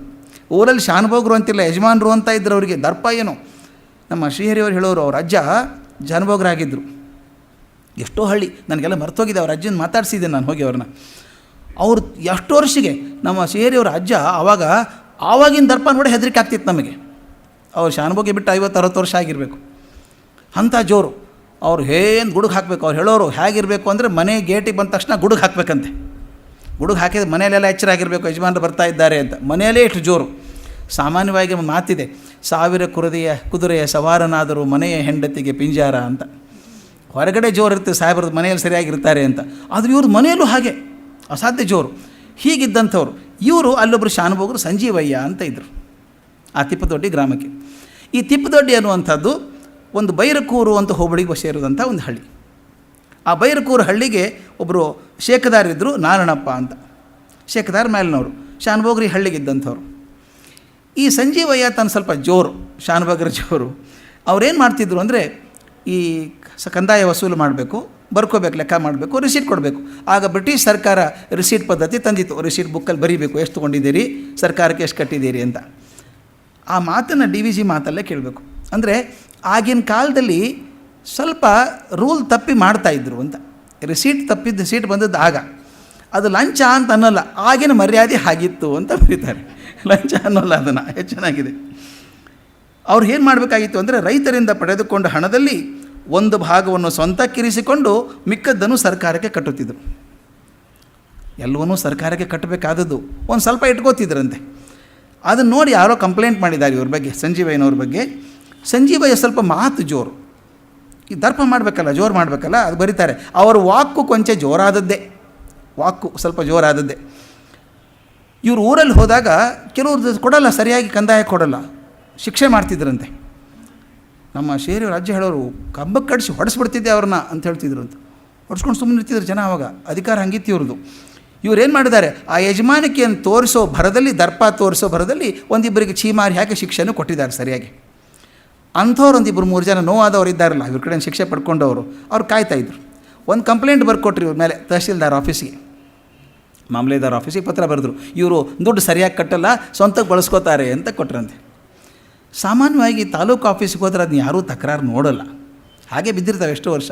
ಯಾವನೋ ಒಬ್ಬ ಫಾಲೋ ಮಾಡಿರ್ಬೇಕು ಕೇಸ್ ಅದನ್ನು ನೋಡಿ. ಆ ಸಂಜೀವನ ಪೈಕಿ ಯಾರು ಫಾಲೋ ಮಾಡಿರ್ಬೇಕು, ಅದು ಬರೆದು ಎಷ್ಟು ಚೆನ್ನಾಗಿ ಬರೀತಾರೆ ನೋಡಿ ಅವರು. ತಾಲೂಕು ಕಚೇರಿಯಲ್ಲಿ ಯಾರ ಕೈವಾಡದಿಂದಲೋ ಆ ಅರ್ಜಿಗೆ ಗಮನ ದೊರೆಯಿತು. ಎಷ್ಟು ಸೂಕ್ಷ್ಮ ಮಾತು ಇದು, ಬರವಣಿಗೆಯಲ್ಲಿರುವಂಥ ಸೌಕರ್ಯಪ್ಪ. ಯಾರೋ ಮಾಡಿದ್ರು ಅಂತಲ್ಲ, ಯಾರ್ದೋ ಕೃಪೆಯಿಂದ, ಯಾರ್ದೋ ಕೈವಾಡದಿಂದಲೂ ಅರ್ಜಿಗೆ ಗಮನ ದೊರೆಯಿತು. ಸಾಮಾನ್ಯ ದೊರೆಯೋದಿಲ್ಲ ಅದನ್ನು. ಅಮಲ್ದಾರರು ವಿಚಾರಣೆ ಮಾಡಿದರು. ಮಾಡಿ ಅವ್ರಿಗನ್ನಿಸಿದ್ದು, ಹೌದು ಈ ಶಾನುಭೋಗ ದುಡ್ಡು ತಿಂದಿದ್ದಾನೆ, ರಿಸೀಟ್ ತೊಗೊಂಡಿದ್ದಾನೆ, ರಿಸೀಟಲ್ಲಿ ಅಮೌಂಟ್ ಬರೋದಿಲ್ಲ, ನುಂಗೆ ಹಾಕಿದ್ದಾರೆ ಅಂತೇನು ಬರೆದಿರಬೇಕು. ಅದಕ್ಕೆ ಆಪಾದನೆ ಎತ್ತಿ ಹಿಡಿದ್ರು ಅಮಲ್ದಾರರು. ಮುಂದೆ ಫಿರ್ಯಾದ್ ಹೋಗಬೇಕಲ್ಲ, ಡೆಪ್ಟಿ ಕಮಿಷನರ್ಗೆ ಹೋಗಬೇಕು. ಆಗಿನ ದೊಡ್ಡ ಹುದ್ದೆ ಆಗ ಡೆಪ್ಟಿ ಕಮಿಷನರ್, ಮ್ಯಾಜಿಸ್ಟ್ರೇಟ್ ಅವಾಗೆಲ್ಲ. ಅವ್ರ ಕಡೆ ಹೋಯ್ತಂತೆ. ಈಗ ಗಾಬರಿ ಆಗಿಬಿಡ್ತು ಸಂಜೀವಯ್ಯನಿಗೆ, ಏನು ಮಾಡೋದಿನ್ನ, ಸಿಕ್ಕಾಕ್ಕೊಂಡ್ಬಿಡ್ತೀನಿ ಅಂಥೇಳಿ. ಯಾರು ಲಾಯರ್ ಇಡಬೇಕಲ್ಲ, ಅವ್ರೇನು ಮಾಡಿದ್ರು, ತಮ್ಮ ಮೇಲಿದ್ದಂಥ ಶೇಕದಾರರು ನಾರಾಯಣಪ್ಪ ಅವ್ರ ಕಾಲು ಹಿಡ್ಕೊಂಡ್ರಂತೆ, ಏನಾದರೂ ಮಾಡಿ ಪಾರು ಮಾಡಿ ಸ್ವಾಮಿ. ಅದು ಎಷ್ಟು ಮಾತು ಚೆಂದ ಇದೆ ನೋಡಿ. ನಾರಾಯಣಪ್ಪನವರು ಆ ಫಿರ್ಯಾದಿನ ಮರ್ಮವನ್ನು ತಿಳಿದಿದ್ದವರು. ಫಿರ್ಯಾದು ಯಾಕೆ ಬಂತು ಏನು ಅಂತೆಲ್ಲ ಗೊತ್ತು ಅವರಿಗೆ. ಯಾರೂ ಮಾಡದೇ ಇದ್ದಂಥ ಅಪಕಾರ್ಯವನ್ನು ಸಂಜೀವಯ್ಯನವರು ಏನೂ ಮಾಡಿರಲಿಲ್ಲ ನೋಡಿ. ಶಾನುಭೋಗರು ದರ್ಪದ ಮಾತನ್ನಾಡುವುದು, ಜಬರ್ದಸ್ತಿ ನಡೆಸುವುದು, ಒಂದೆರಡು ಕಾಸು ಕಾಣಿಕೆ ತೆಗೆದುಕೊಳ್ಳುವುದು ಆ ಕಾಲದಲ್ಲಿ ಅಪರೂಪದ ಸಂಗತಿ ಅಲ್ಲ. ಲಂಚ ಅನ್ನಲ್ಲ, ಅದನ್ನು ಅಪರೂಪ ಏನಲ್ಲ ತಗೊಳ್ಳೋದು. ಅದು ಸರ್ಕಾರದ ಮೇಲಧಿಕಾರಿಗಳಿಗೆ ತಿಳಿಯದೇ ಇದ್ದ ಸಂಗತಿಯೂ ಅಲ್ಲ, ಅವ್ರಿಗೂ ಗೊತ್ತಿತ್ತು ಹೆಂಗಿದೆ ಅಂತ. ಅವರು ಆ ಮಾಮೂಲು ಮರ್ಯಾದೆಗಳನ್ನು ನೋಡಿ, ಆಗಿದೆ ಮರ್ಯಾದೆ ಅಂತ, ಮಾಮೂಲೇ ಮರ್ಯಾದೆ. ಈಗ ಆ ಮಾಮೂಲು ಮರ್ಯಾದೆಗಳನ್ನು ಕಂಡು ಕಾಣದವರಂತೆ ನಡೆದುಕೊಳ್ಳುತ್ತಿದ್ದರು. ಅಧಿಕಾರಿಗಳಿಗೆ ಗೊತ್ತು, ಯಾಕೆ ಅವರು ಅದೇ ಮಾಡಿದವ್ರ ಮೇಲಿನವರು. ಅದು ಕಾನೂನು ದೃಷ್ಟಿಯಿಂದ ದೋಷವೆನಿಸಿದರೂ ಜನದ ವಾಡಿಕೆಯ ದೃಷ್ಟಿಯಿಂದ ಗಣನೆಗೆ ಬರುತ್ತಿರಲಿಲ್ಲ. ಅದಕ್ಕೆ ನಾರಾಯಣಪ್ಪ ಏನು ತೀರ್ಮಾನ ಮಾಡಿದರು ಅಂದರೆ, 99 ಮಂದಿ ಶಾನುಭೋಗರು ಮಾಡುತ್ತಿದ್ದ ಕೆಲಸವನ್ನು ಸಂಜೀವಯ್ಯನು ಮಾಡಿದ್ದರೆ ಇತರರಿಗೆ ಆಗದ ಶಿಕ್ಷೆ ಸಂಜೀವಯ್ಯನಿಗೆ ಯಾಕೆ ಆಗಬೇಕು? ಎಲ್ಲರೂ ತಿಂದಿದ್ದಾರೆ, ಇವ್ರು ಪಾಪ ತಿಂದಾನೆ ಅಂತ ತಪ್ಪಿದು ಅಂತ ಹೇಳಿ, ಯಾವಾಗ ಅವ್ನು ನಾರಾಯಣಪ್ಪನ ಕಾಲು ಸಂಜೀವಯ್ಯ ಹಿಡ್ಕೊಂಡ್ರು, ನಾರಾಯಣಪ್ಪ ಹೋಗ್ಬಿಟ್ಟು ಶೇಷಗಿರಿಯಪ್ಪರು ಹಿಡ್ಕೊಂಡ್ರು. ಇವರು ಒಂದೇ ಥರದ ಬಂಧುಗಳಾಗಬೇಕು, ಬಂಧುಗಳಾಗಿಲ್ಲ ಇನ್ನು, ಅದೇ ಒಂದೇ ಜಾತಿಯವರು. ಹೋಗಿ ಏನು ಮಾಡಿದರು, ಅವ್ರ ಕಾಲು ಹಿಡ್ಕೊಂಡು ನೋಡಿ ಸಂಜೀವ ಹೆಂಗೆ ಮಾಡಿದ್ದಾನೆ, ಪಾರು ಮಾಡಬೇಕು ಅಂತ. ಅವರೆಲ್ಲ ದಾಖಲೆ ನೋಡಿದರು. ಡೆಪ್ಟಿ ಕಮಿಷನರ್ ಕಚೇರಿಗೆ ವಿಚಾರಣೆ ಬಂತು. ಎಷ್ಟು ಚೆಂದ ಇದೆ ನೋಡಿ, ಇದು ಮಾತ್ರ ಅದ್ಭುತ ಪ್ರಸಂಗ. ಡೆಪ್ಟಿ ಕಮಿಷನರ್ ಕರೆದ್ರು, ಏನಾಗಿದೆ ಬನ್ನಿ. ಅವ್ರೆಲ್ಲ ನೋಡಿದಾರಲ್ಲ, ತಹಶೀಲ್ದಾರ್ ಬರದೇ ಬಿಟ್ಟಿದ್ದಾರೆ, ತಪ್ಪು ಮಾಡಿದ್ದಾರೆ ಇವರು. ರಿಸೀಟ್ ಬುಕ್ ಖಾಲಿ ಇದೆ, ಒಳಗೆ ಅಮೌಂಟೇ ಬರೋದಿಲ್ಲ. ರಿಸೀಟ್ ಬುಕ್ಕು ಹೊಸದಾಗಿ ಬಂದದ್ದಲ್ಲ, ರಿಸೀಟ್ ಇರಲಿಲ್ಲ ಮೊದಲೆಲ್ಲ, ಖಾಲಿ ಇದೆ. ಕರೆಸಿದ್ರಂತೆ. ಶೇಷಗಿರಿಯಪ್ಪ ಹೋಗಿ ನಮ್ಮ ಸಂಜೀವಯ್ಯ ನಿರ್ದೋಷಿ ಅಂತ ಹೊಡಿದರು. ಅಮಲ್ದಾರರು ಆ ದಾಖಲೆ ಎಲ್ಲ ಕೊಟ್ಟಿದ್ರಲ್ಲ ತಂದ್ರಂತೆ. ಡೆಪ್ಟಿ ಕಮಿಷನರ್ ಹಿಡ್ಕೊಂಡು, ಈ ಪಠ್ಯ ಪುಸ್ತಕಕ್ಕೆ ಏನು ಹೇಳ್ತೀರಿ? ರಿಸೀಟ್ ಪುಸ್ತಕ, ಪಠ್ಯ ಪುಸ್ತಕ, ರಿಸೀಟ್ ಪುಸ್ತಕ, ಇದಕ್ಕೇನು ಹೇಳ್ತೀರಿ? ಇದು ಸಂಜೀವಯ್ಯ ಬರೆದದ್ದು ಹೌದು ಅಲ್ಲೋ ಅಂತ ಕೇಳಿದ್ರಂತೆ. ಅದಕ್ಕೆ ಇವ್ರು ಹೇಳಿದ, ಹೌದು ಸ್ವಾಮಿ, ನಮ್ಮ ಕಕ್ಷಿದಾರ ಸಂಜೀವ್ ಒಪ್ಕೋತಾನೆ, ಆತನೇ ಬರೆದದ್ದು ಅಂತ ಒಪ್ಕೋತಾನೆ, ಮತ್ತೇನು ಹೇಳೋದು? ಖಾಲಿ ಇದೆಯಲ್ಲ ರಿಸೀಟು, ಹೇಗಿದೆ ನೋಡಿ. ಡೆಪ್ಟಿ ಕಮಿಷನರ್ ತೋರಿಸಿ ಹೇಳಿದ್ರಂತೆ, ಈ ಪಟ್ಟೆ ನೋಡಿ, ಈ ರಿಸೀಟ್ ನೋಡಿ, ಇದು ರಸೀದಿಯೋ, ಸರಿಯಾದ ರಸೀದಿಯೋ, ಅದರ ಹಣದ ಸೂಚನೆ ಇಲ್ವಲ್ಲ, ಖಾಲಿ ರಿಸೀಟ್ ಪೇಪರು, ಏನಿಲ್ಲ ಅದರೊಳಗೆ. ಅದಕ್ಕೆ ಲಾಯರು ಎಷ್ಟು ಚಂದ ಆರ್ಗ್ಯೂ ಮಾಡ್ತಾರೆ, ಸ್ವಾಮಿ ಈ ಪಠ್ಯ ಪುಸ್ತಕ ಪಾಶಂಪಲ್ಲಿ ಮುನಿರೆಡ್ಡಿಗೆ ಸೇರಿದ್ದು, ಅವನ ರೈತ, ಆತನ್ನೇ ಕೇಳೋಣವಾಗಲಿ, ಬಂದಿದ್ದಾನಲ್ಲ ಅವನು, ಹೇಗಿದ್ದರು ಅವನು ತಮ್ಮ ಸನ್ನಿಧಾನದಲ್ಲಿ ಹಾಜರಿದ್ದಾನೆ ಅಂತ ಸಾಕ್ಷಿನೇ ಬಂದುಬಿಟ್ಟಿದ್ದಾನೆ. ಯಾವ ರೈತ ದುಡ್ಡು ಕೊಟ್ಟು ರಿಸೀಟ್ ತೊಗೊಂಡಿದ್ದಾನೆ ಅವನೇ ಬಂದಿದ್ದಾನೆ, ರಿಸೀಟ್ ಖಾಲಿ ಇದೆ. ಪಾಶಂಪಲ್ಲಿ ಮುನಿರೆಡ್ಡಿ ಬಂದು ಡೆಪ್ಟಿ ಕಮಿಷನರ್ ಕೈ ಮುಗಿದು ನಿಂತ್ಕೊಂಡ. ಡೆಪ್ಟಿ ಕಮಿಷನರು ಅವನ ಹೆಸರು ಊರನ್ನು ಬರೆದುಕೊಳ್ಳುವಂತೆ ಗುಮಾಸ್ತನಿಗೆ ಹೇಳಿ ಅವನ ಕಡೆ ತಿರುಗಿ ಕೇಳಿದ್ರಂತೆ, ಈ ಪಠ್ಯ ಪುಸ್ತಕ ಯಾರ್ದಯ್ಯ ಅಂತ ಕೇಳಿದ್ರಂತೆ. ನಂದೇ ಸ್ವಾಮಿ ಅಂದ ಮುನಿರೆಡ್ಡಿ. ನೀನು ಕಂದಾಯದ ಹಣ ಕೊಟ್ಟೆ ಏನಯ್ಯ ಅಂತ ಕೇಳಿದ್ರಂತೆ. ಕೊಟ್ಟೆ ಸ್ವಾಮಿ ಅಂತ. ಅದನ್ನು ಇದರಲ್ಲಿ ಬರೆದಿದ್ದಾರೇನಯ್ಯ? ನೋಡಿ ಎಷ್ಟು ಚೆನ್ನಾಗಿದೆ, ಇಲ್ಲಿ ಸಿಕ್ಕೊಂಬಿಡ್ತು ಪ್ರಶ್ನೆ. ಅವ್ರು ಬರೆದಿದ್ದಾರಾ? ಬರೆದಿಲ್ಲ ಅಂತ ಪೇಪರ್ ಇದೆ, ಖಾಲಿ ಇದೆ, ಅದು ಏನೂ ಬರೆದಿಲ್ಲ. ಬರೆದಿದ್ದಾರೇನಯ್ಯ ಅಂತ ಕೇಳಿದ್ರಂತೆ. ಅದಕ್ಕೆ ಅವನ ಉತ್ತರ ಎಷ್ಟು ಅದ್ಭುತವಾಗಿದೆ ನೋಡಿ, ಆ ಮುನಿರೆಡ್ಡಿ ಉತ್ತರ ಎಷ್ಟು ಚೆನ್ನಾಗಿದೆ. ಅವರು ಬರೆದು ಕೊಡುತ್ತೇನೆ ಎಂದು ಹೇಳಿದರು ಸ್ವಾಮಿ, ನಾನೇ ಹೇಳಿದೆ, ನಿಮ್ಮ ಹತ್ರ ನಾವು ಬರ್ಸ್ಕೋಬೇಕಾ? ಸಾಕ್ಷಿನೇ ವಿರುದ್ಧ ಆಗೋಯ್ತದು. ನಿಮ್ಮ ಕಡೆ ಬರ್ಸ್ಕೋಬೇಕಾ, ನಿಮ್ಮ ಹತ್ರ ನಾವು ಬರ್ಸ್ಕೋಬೇಕಾ? ಕಾಜ್ಗ ಸಿಕ್ಕೋದೇ ಕಷ್ಟ ಸ್ವಾಮಿ, ಕಾಜ್ಗ ಆ ಕಾಜ್ಗ ಸಿಕ್ಕೋದೇ ಕಷ್ಟ ಸ್ವಾಮಿ. ಅದ್ರ ಮೇಲೆ ಏನಾದರೂ ಒಂದು ಒಳ್ಳೆಯ ಪದ್ಯ ಬರ್ಕೊಡಿ ಸ್ವಾಮಿ. ನೋಡಿ ಹೇಗಿದೆ ಅದು, ಪದ್ಯ ಬರ್ಕೊಡಿ ಸ್ವಾಮಿ, ಮಕ್ಕಳು ಓದ್ಕೊಬೇಕಾಗತ್ತೆ ಅಂತ ಹೇಳಿದೆ. ಅದ್ರ ಮ್ಯಾಗೆ ಬರ್ಕೊಟ್ಟವ್ರೆ ಪದ್ಯ ಬರ್ಸ್ಕೊಂಡಿದ್ದಾರೆ. ಅದ್ರ ಮೇಲೆ ಡೆಪ್ಟಿ ಕಮಿಷನರ ಬರವಣಿಗೆಯನ್ನು ಮೊದಲೇ ಓದಿದ್ರು, ಅವ್ರ ಕಡೆ ಇತ್ತಲ್ಲ, ಅದ್ರಲ್ಲಿ ಏನು ಬರೆದಿದ್ರು ಅಂತ. ಆವನಿ ಕೊಂಡ್ಯಾಡ ಮಾಮಿನಿ ತೋಪ್ಯಾಡ ಲವಕುಮಾರ, ಸೀತಮ್ಮ ಇಲ್ಯಾಡ ಮೀತಲ್ಲಿ ಇಲ್ಯಾಡ ಲವಕುಮಾರ. ಅದು ಅರ್ಥ ಅವರೇ ಬರೆದಿದ್ದು. ಆವನಿ ಮಲೆಯಲ್ಲಿ ಮಾವಿನ ತೋಪೆಯಲ್ಲಿ ಲವಕುಮಾರ, ಸೀತೆಯ ಮನೆಯಲ್ಲಿ ಮಾತಾಯಿ ಮನೆಯಲ್ಲಿ ಲವಕುಮಾರ ಅಂತ ಒಂದು ಹಾಡು ಬರೆದಿದ್ದಾರೆ. ಡೆಪ್ಟಿ ಕಮಿಷನರ್ ನಕ್ರಂತೆ ಇದು ನೋಡಿ, ಗೊತ್ತಾಯ್ತು ಅವ್ರಿಗೆ ಏನು ವಿಷಯ ಅಂತ. ಇನ್ನೊಂದು ಪಠ್ಯ ತರಿಸಿದರು, ಇದು ಬೇರಿಕೆ ರಂಗಾರೆಡ್ಡಿ. ಇದು ಅವನ ಪಠ್ಯ ಪುಸ್ತಕದಲ್ಲಿ ಏನು ಬರೆದಿದ್ದಾರೆ, ಯಸ್ಯ ಜ್ಞಾನ ದಯಾ ಸಿಂಧೋ ರಗಾದಸ್ಯ ಅನಘಾ ಗುಣ ಅಂತ ಬರೆದಿದ್ದಾರೆ ಶ್ಲೋಕ ಪದ್ಯ. ರಂಗಾರೆಡ್ಡಿ ವಿವರಣೆನು ಅದು ಮೇಲಿನಂತೆಯೇ ನಾನೇ ಬರ್ಸ್ಕೊಂಡೆ ಸ್ವಾಮಿ, ಒಂದು ಏನಾದರೂ ಬುದ್ಧಿ ಮಾತು ಬರ್ಕೊಡಿ ಅಂತ ಹೇಳಿ ಬರ್ಸ್ಕೊಂಡೆ. ಅವ್ರು ಕೊಡ್ತೀವಿ ಅಂದರು ಸ್ವಾಮಿ ರಿಸೀಟ್, ನಾನೇ ಬೇಡ ಅಂತ ಹೇಳಿದೆ, ಅದು ಬೇರೆ. ಮತ್ತೆ ಮುಂದೆ 3ನೇ ಪಠ್ಯ ತೆಗೆದ್ರು, ಅದು ಚಿನ್ನರಾಮೇಗೌಡನದು, ಅದರಲ್ಲೇ ಬರೆದಿತ್ತಂತೆ. ಅದು ನನಗೆ ಅರ್ಥ ಹೇಳೋಕ್ಕಾಗಲ್ಲ, ಅದು ಅರ್ಥ ನಂತರ ಹೇಳ್ಬೋದು. ಏರುಕುಮಿ ಕಸುಗಾಯಲ ದೂರಕುಮಿ ಬಂಧು ಜನಲ ದೋಸ ಮುಸುಮ್ಮಿ ಪಾರುಕುಮಿ ರಣಮಂದುನ ಮೀರುಕುಮಿ ಗುರುವಲಾಜ್ಞೆ ಮೇದಿನಿ ಸುಮತಿ ಅಂತ. ಅದರ ಅರ್ಥ ಭಾಳ ಚೆನ್ನಾಗಿದೆ, ಭಾಳ ಫಿಲಾಸಾಫಿಕಲ್ ಆಗಿದೆ. ಕಸುಗಾಯಿಗಳನ್ನು ಆರಿಸಿಕೊಳ್ಳಬೇಡ, ಇನ್ನೂ ಪೂರ್ತಿ ಸರಿಯಾಗಿ ಪಕ್ವಾಗದಂಥ ಕಾಯಿನ ಆರಿಸ್ಕೋಬೇಡ. ಕಸಗಾಯದು ಇನ್ನೂ ಪ್ರಯೋಜನ ಇಲ್ಲ. ನೆಂಟರ ದೋಷಗಳನ್ನು ಗಮನಿಸಬೇಡ, ಯುದ್ಧ ರಂಗದಿಂದ ಓಡಿ ಹೋಗಬೇಡ, ಗುರುಗಳ ಅಪ್ಪಣೆಯನ್ನು ಮೀರಬೇಡ ಅಂತ 4 ತೆಲುಗಿನಲ್ಲಿ ಬರೆದಿದ್ದಾರೆ. ಇದನ್ನು ಎಷ್ಟು ಚೆನ್ನಾಗಿದೆ ನೋಡಿ, 4 ಜೀವನಕ್ಕೆ ಮಾರ್ಗದರ್ಶಿ ಆದಂಥದ್ದು. ಇನ್ನೂ ಕಾಯಿ ಸರಿಯಾಗಿ ಬಲ್ತಿಲ್ಲ, ಇನ್ನು ಕಸುಗಾಯಿ ಅದು, ಕಸುಗಾಯನ್ನು ತೆಗಿಬೇಡ. ನೆಂಟರ ದೋಷ ಗಣಿಸ್ಬೇಡ. ನಾವು ಸಾಮಾನ್ಯವಾಗಿ ಸಿಕ್ಕಾಕೊಳ್ಳೋದು ಇದರೊಳಗೆ. ನಮಗೆ ಜಗತ್ತು ಹೇಗಾಗಿದೆ ಅಂದರೆ, ಒಳ್ಳೆಯ ಗುಣ ಕಾಣಿಸೋದು ಭಾಳ ಅಪರೂಪ, ಕೆಟ್ಟ ಗುಣ ತಕ್ಷಣ ಕಾಣಿಸುತ್ತೆ. ಅದರಲ್ಲಿ ನೆಂಟಲ್ಲಿ ಹುಡುಕ್ಬಿಟ್ರಂತೂ ಅದು ಮರೆಯೋದೇ ಇಲ್ಲ. ಅದು ನಮ್ಮ ಮನೆ ಒಡೆದು ಹೋಗೋದಕ್ಕೆ ಕಾರಣ ಅದೇ, ಒಂದು ಏನೋ ಹಗರು ಮಾತಾಡಿಬಿಡ್ತೇವೆ. ಅದಕ್ಕೆ ನಾನು ಸಾಮಾನ್ಯ ನನ್ನ ಸ್ನೇಹಿತರಿಗೆ ಹೇಳ್ತಾ ಇರ್ತೀನಿ, ನೀವು 4 ಮಾತಾಡೋ ಪ್ರಸಂಗ ಬಂದಾಗ 10 ಮಾತಾಡಬೇಡಿ. 10 ಕೇಳಿದಾಗ 4 ಮಾತಾಡಿ. 10 ಕೇಳಿದಾಗ 4 ಮಾತಾಡಿದ್ರೆ ತೂಕ ತಪ್ಪಲ್ಲ. 4 ಮಾತಾಡೋ ಪ್ರಸಂಗ ಬಂದಾಗ 10 ಮಾತಾಡಿದಾಗ 2 ಜೊಳ್ಳು ಬರುತ್ತೆ, ಸಿಕ್ಕಾಕೊಂಡ್ಬಿಡ್ತೀವಿ, ಅದು ಆಗ್ಬಿಡ್ತೀವಿ. ಅದಕ್ಕೆ ಹೇಳ್ತಾರೆ, ಮಾತಾಡಬೇಡ, ಯುದ್ಧ ರಂಗದಿಂದ ಓಡಿ ಹೋಗಬೇಡ. ಒಂದು ಸಲ ಧೈರ್ಯ ಮಾಡಿ ಯುದ್ಧಕ್ಕೆ ಹೋಗಿದೆಯಪ್ಪ, ಹಿಂದೆ ಬೆನ್ನು ತೋರಿಸಿ ಓಡಬೇಡ, ಗುರುಗಳ ಅಪ್ಪಣೆಯನ್ನು ಮೀರಬೇಡ. ಇದು ಬರೆದಿದ್ದಾರೆ ಎಲ್ಲಿ, ರಿಸೀಟ್ ಬುಕ್ಕಲ್ಲಿ. ಅದು ಚಿನ್ನರಾಮೇಗೌಡನ ರಿಸೀಟ್ ಬುಕ್ಕಲ್ಲಿ. ಆ ಪದ್ಯಕ್ಕೂ ರೈತನ ವಿವರಣೆ ಅದೇ. ನನ್ನ ಮಕ್ಕಳಿಗೋಸ್ಕರ ಬರೆಸ್ಕೊಂಡೆ ಸ್ವಾಮಿ, ಏನಾದ್ರು ಬುದ್ಧಿ ಮಾತು ಬರ್ಕೊಡಿ ಅಂಥೇಳಿ. ಇನ್ನೂ ಇಂಥ ಪದ್ಯದೊಳಗೆ ಅಮರನ ಪದ್ಯಗಳು, ನೀತಿ ಶತಕದ ಪದ್ಯಗಳು ಬರೆದಿದ್ದವು, ಬೇರೆ ಬೇರೆ ರಿಸೀಟ್ ಬುಕ್ಕಲ್ಲಿ ಇದೆ. ಅದಕ್ಕೆ ಆಯಾ ರೈತನು ಕೊಟ್ಟ ಕಾರಣ ಮೇಲಿನಂತೆ. ಯಾವ ರೈತನೂ ನನಗೆ ಶಾನುಭೋಗನ ರಿಸೀಟ್ ಕೊಡಲಿಲ್ಲ ಎಂದಾಗಲಿ, ನಿರಾಕರಿಸಿದನೆಂದಾಗಲಿ, ಮೋಸ ಮಾಡಿದನೆಂದಾಗಲಿ ರುಜುವಾತು ಕೊಡಲಿಲ್ಲ. ಹಣ ಕೊಟ್ಟವರು ಫಿರ್ಯಾದಿ ಮಾಡದೇ ಇದ್ದಾಗ, ವಂಚನೆ ರುಜುವಾತು ಯಾವುದೂ ಮುಂದೆ ಇಲ್ಲದಾಗ ಡೆಪ್ಟಿ ಕಮಿಷನರ್ ಏನು ಮಾಡ್ತಾರೆ ಪಾಪ, ಅವನು ಬಿಡುಗಡೆ ಮಾಡಿದ್ರು ಹೋಗಪ್ಪ ಅಂತ ಹೇಳಿದರು. ಸಂಜೀವಯ್ಯ ಪಾರಾದ. ಅದು ಬರೀತಾರೆ, ಜೈಭೇರಿ ಹೊರದು ಬಂದುಬಿಟ್ಟ ಅಂತ, ಗೆದ್ದು ಬಂದೆ ಯುದ್ಧದಿಂದ ಅಂತ.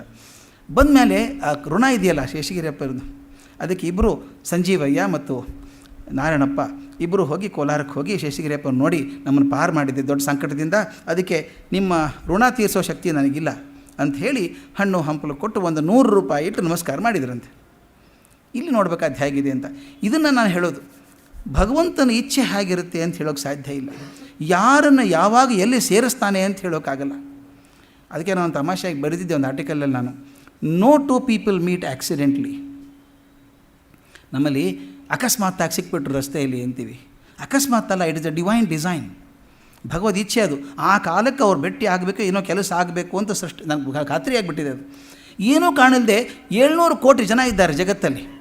700 ಕೋಟಿ ಜನದಲ್ಲಿ ಇಬ್ಬರು ಯಾಕೆ ಭೇಟಿ ಆಗಬೇಕು ಅವರು? It's not just a probability factor. ಅಕಸ್ಮಾತ್ತಾಗಿ ಭೇಟಿ ಆದದ್ದಲ್ಲ, ನಿಮಗನ್ನಿಸ್ತು ಅಕಸ್ಮಾತ್ತಾಗಿ ಅಂತ, ಮೊದಲೇ ಪೂರ್ವ ನಿರ್ಧಾರಿತ ಆಗಿತ್ತು, ಅದು ಪ್ರಯೋಜನ ಆಗುತ್ತೆ ನಿಮಗೆ ಅಂತ ಹೇಳಿ. ಹೀಗೆ ಅವ್ರು ದುಡ್ಡು ತೊಗೊಳ್ಳಿಲ್ಲಂತೆ. ಬಂಧುಗಳಾಗಬೇಕಾದವ್ರು ನೀವು ದುಡ್ಡು ಬೇಡ, ದುಡ್ಡು ತೊಗೊಂಬಿಡಿ, ಹಣ್ಣು ಹಂಪಲು ಸಾಕು ನನಗೆ ಅಂತ ಹೇಳಿದ್ರಂತೆ. ಮತ್ತು ಸಂಜೆ ಒತ್ತಾಯ ಮಾಡಿದ್ರಂತೆ, ಭಾರ ಆಗುತ್ತೆ ನನಗೆ ಋಣ, ಸ್ವಲ್ಪ ತೊಗೊಳ್ಳಿ ಅಂತ ಹೇಳಿದ್ರಂತೆ. ಶೇಷಗಿರಿಯಪ್ಪನವ್ರ ಮಾತು ಸ್ವಲ್ಪ ಚುರುಕು. ಒಂದು ಮಾತು ಹೇಳಿದ್ರೆ ಮತ್ತೆ ತಿರ್ಗಾ ಮುರುಗ ಚೇಂಜ್ ಮಾಡೋರಲ್ಲ. ಹೇಳಿಲ್ವಾ ನಿಮಗಿನ್ನ ದುಡ್ಡು ತರಬೇಡಿ ಅಂತ ಸ್ವಲ್ಪ ಜೋರಾಗಿ ಬೈದು ಕಳಿಸ್ಬಿಟ್ಟಿದ್ದಾರೆ. ಅಲ್ಲಿಂದ ಮುಗಿತು ವಿಷಯ. ನೋಡಿ ಎಷ್ಟು ತಮಾಷೆ ಆಗಿದೆ. ಆ ಘಟನೆಗೆ ಹೋಗಿ ಶೇಷಗಿರಿಯಪ್ಪನ ದುಡ್ಡು ಕೊಡೋಕೆ ಹೋಗಿ ದುಡ್ಡು ತೊಗೊಳ್ಳಿಲ್ಲ, ಬರೀ ಹಣ್ಣು ಹಂಪಲು ಕೊಟ್ಟು ಬಂದರು. ನಾರಾಯಣಪ್ಪ ಮತ್ತು ಸಂಜೀವಯ್ಯ ತಮ್ಮ ಊರಿಗೆ ಹೋದರು. ಮುಂದೆ 4-6 ವರ್ಷ ಸಂಪರ್ಕ ಇಲ್ಲ ಇಬ್ಬರ ನಡುವೆ. ಶೇಷಗಿರಿಯಪ್ಪ ಆಗಲಿ ನಾರಾಯಣಪ್ಪ ಸಂಪರ್ಕ ಇಲ್ಲ, ತಮ್ಮ ಊರಲ್ಲಿದ್ದಾರೆ, ತಾವು ಜೀವನ ನಡೆಸ್ಕೊಂಡಿದ್ದಾರೆ.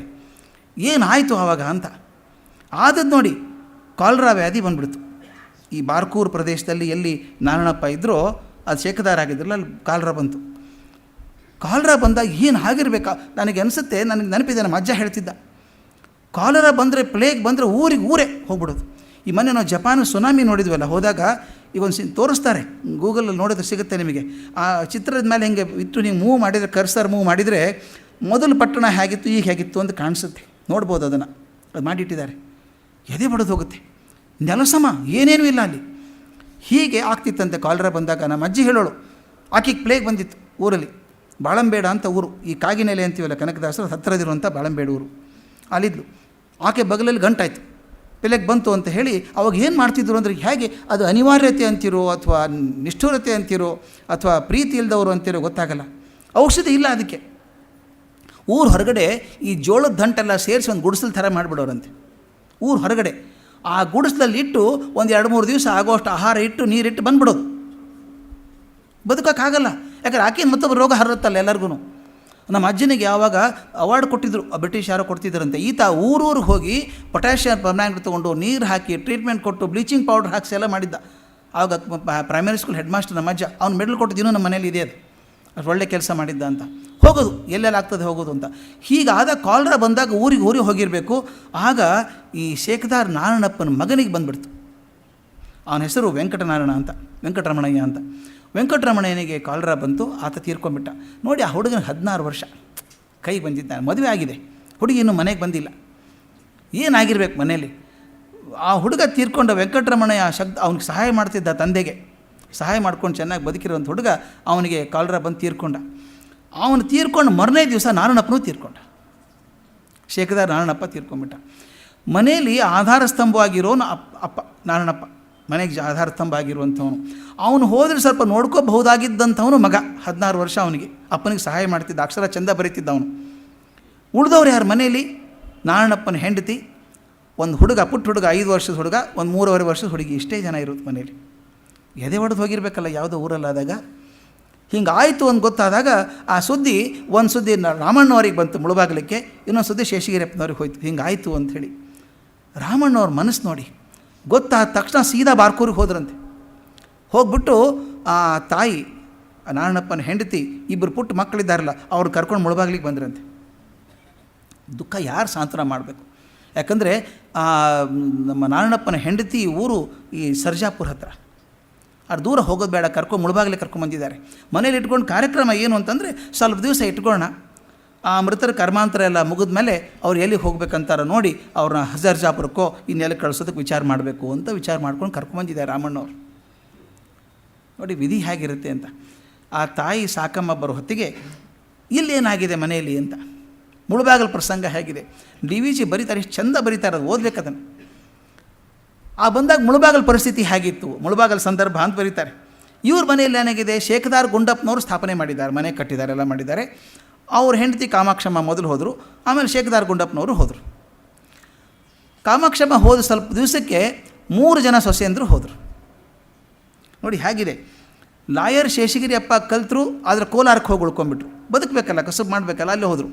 ಮನೇಲಿ ಯಾರು ಉಳಿದಿದ್ದಾರೆ ಕಲ್ಪನೆ ಮಾಡ್ಕೊಳ್ಳಿ. ಎರಡನೇದವರು ರಾಮಣ್ಣ ಸುಂಕದ ಇಲಾಖೆಯಲ್ಲಿ ಯಾವುದೋ ಕೆಲಸ ಮಾಡ್ತಿದ್ರು, ಅವ್ರಿಗೂ ಮದುವೆ ಆಯಿತು, ಒಂದು ಹೆಂಡತಿ, ಒಂದು ಮಗು ಆಯಿತು. ಒಂದು ಮಗು ಆದಮೇಲೆ ಸ್ವಲ್ಪ ದಿವಸಕ್ಕೆ ಮಗುನೂ ಹೋಯಿತು, ತಾಯಿನೂ ಹೋದರು. ರಾಮಣ್ಣ ಏಕಾಂಗಿ, ಅವರಿದ್ದಾರೆ ಮುಳುಬಾಗಿಲಲ್ಲಿ. ಸೀನಪ್ಪ 3ನೇದವರು, ಅವ್ರಿಗೆ 3 ಜನ ಮಕ್ಕಳು, ಮೊದಲನೇದು ಹುಡುಗಿ, 2ನೇದು ಹುಡುಗ, 3ನೇದು ಹುಡುಗಿ. ಆ 3 ಜನ ಮಕ್ಕಳಾದ್ಮೇಲೆ ಅವ್ರ ಹೆಂಡತಿ ತೀರ್ಕೊಂಡ್ರು. ಅವ್ರಿಗೆ ಜೀವದಲ್ಲಿ ಬೇಸರ ಆಯಿತೋ ಏನೋ ಗೊತ್ತಿಲ್ಲ, 3 ಜನ ಮಕ್ಕಳನ್ನು ಮುಳುಬಾಗಿಲಲ್ಲಿಟ್ಟು ಅವ್ರು ಕಾಶಿ ಯಾತ್ರೆಗೆ ಹೋಗ್ತೀನಿ, ಅಲ್ಲಿ ಕಥಾ ಕಾಲಕ್ಷೇಪ ಮಾಡ್ಕೊಂಡು ಇದ್ಬಿಟ್ರು.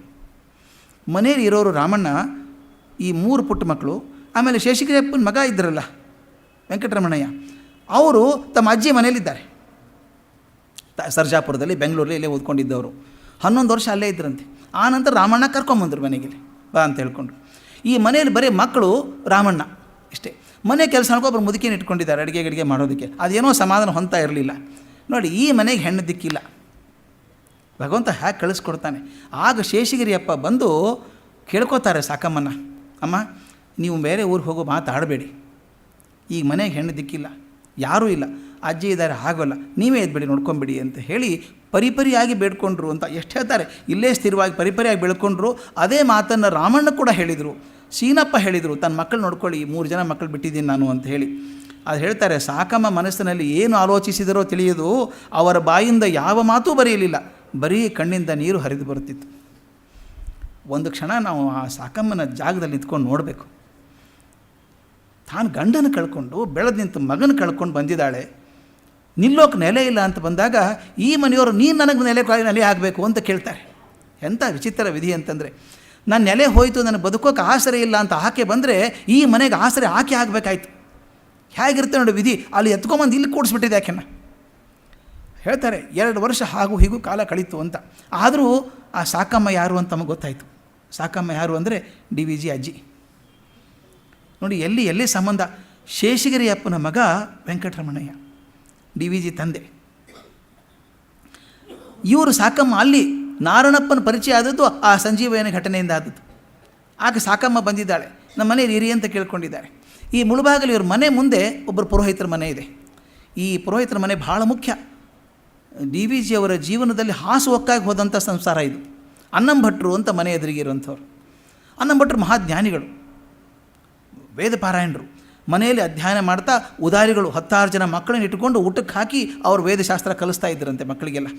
ಅಷ್ಟು ದೊಡ್ಡವರು. ಅವರಿಗೆ 3 ಜನ ಮಕ್ಕಳು. ಮೊದಲನೇ ಆಕೆ ಅನ್ನಮ್ಮ ಅಂತ.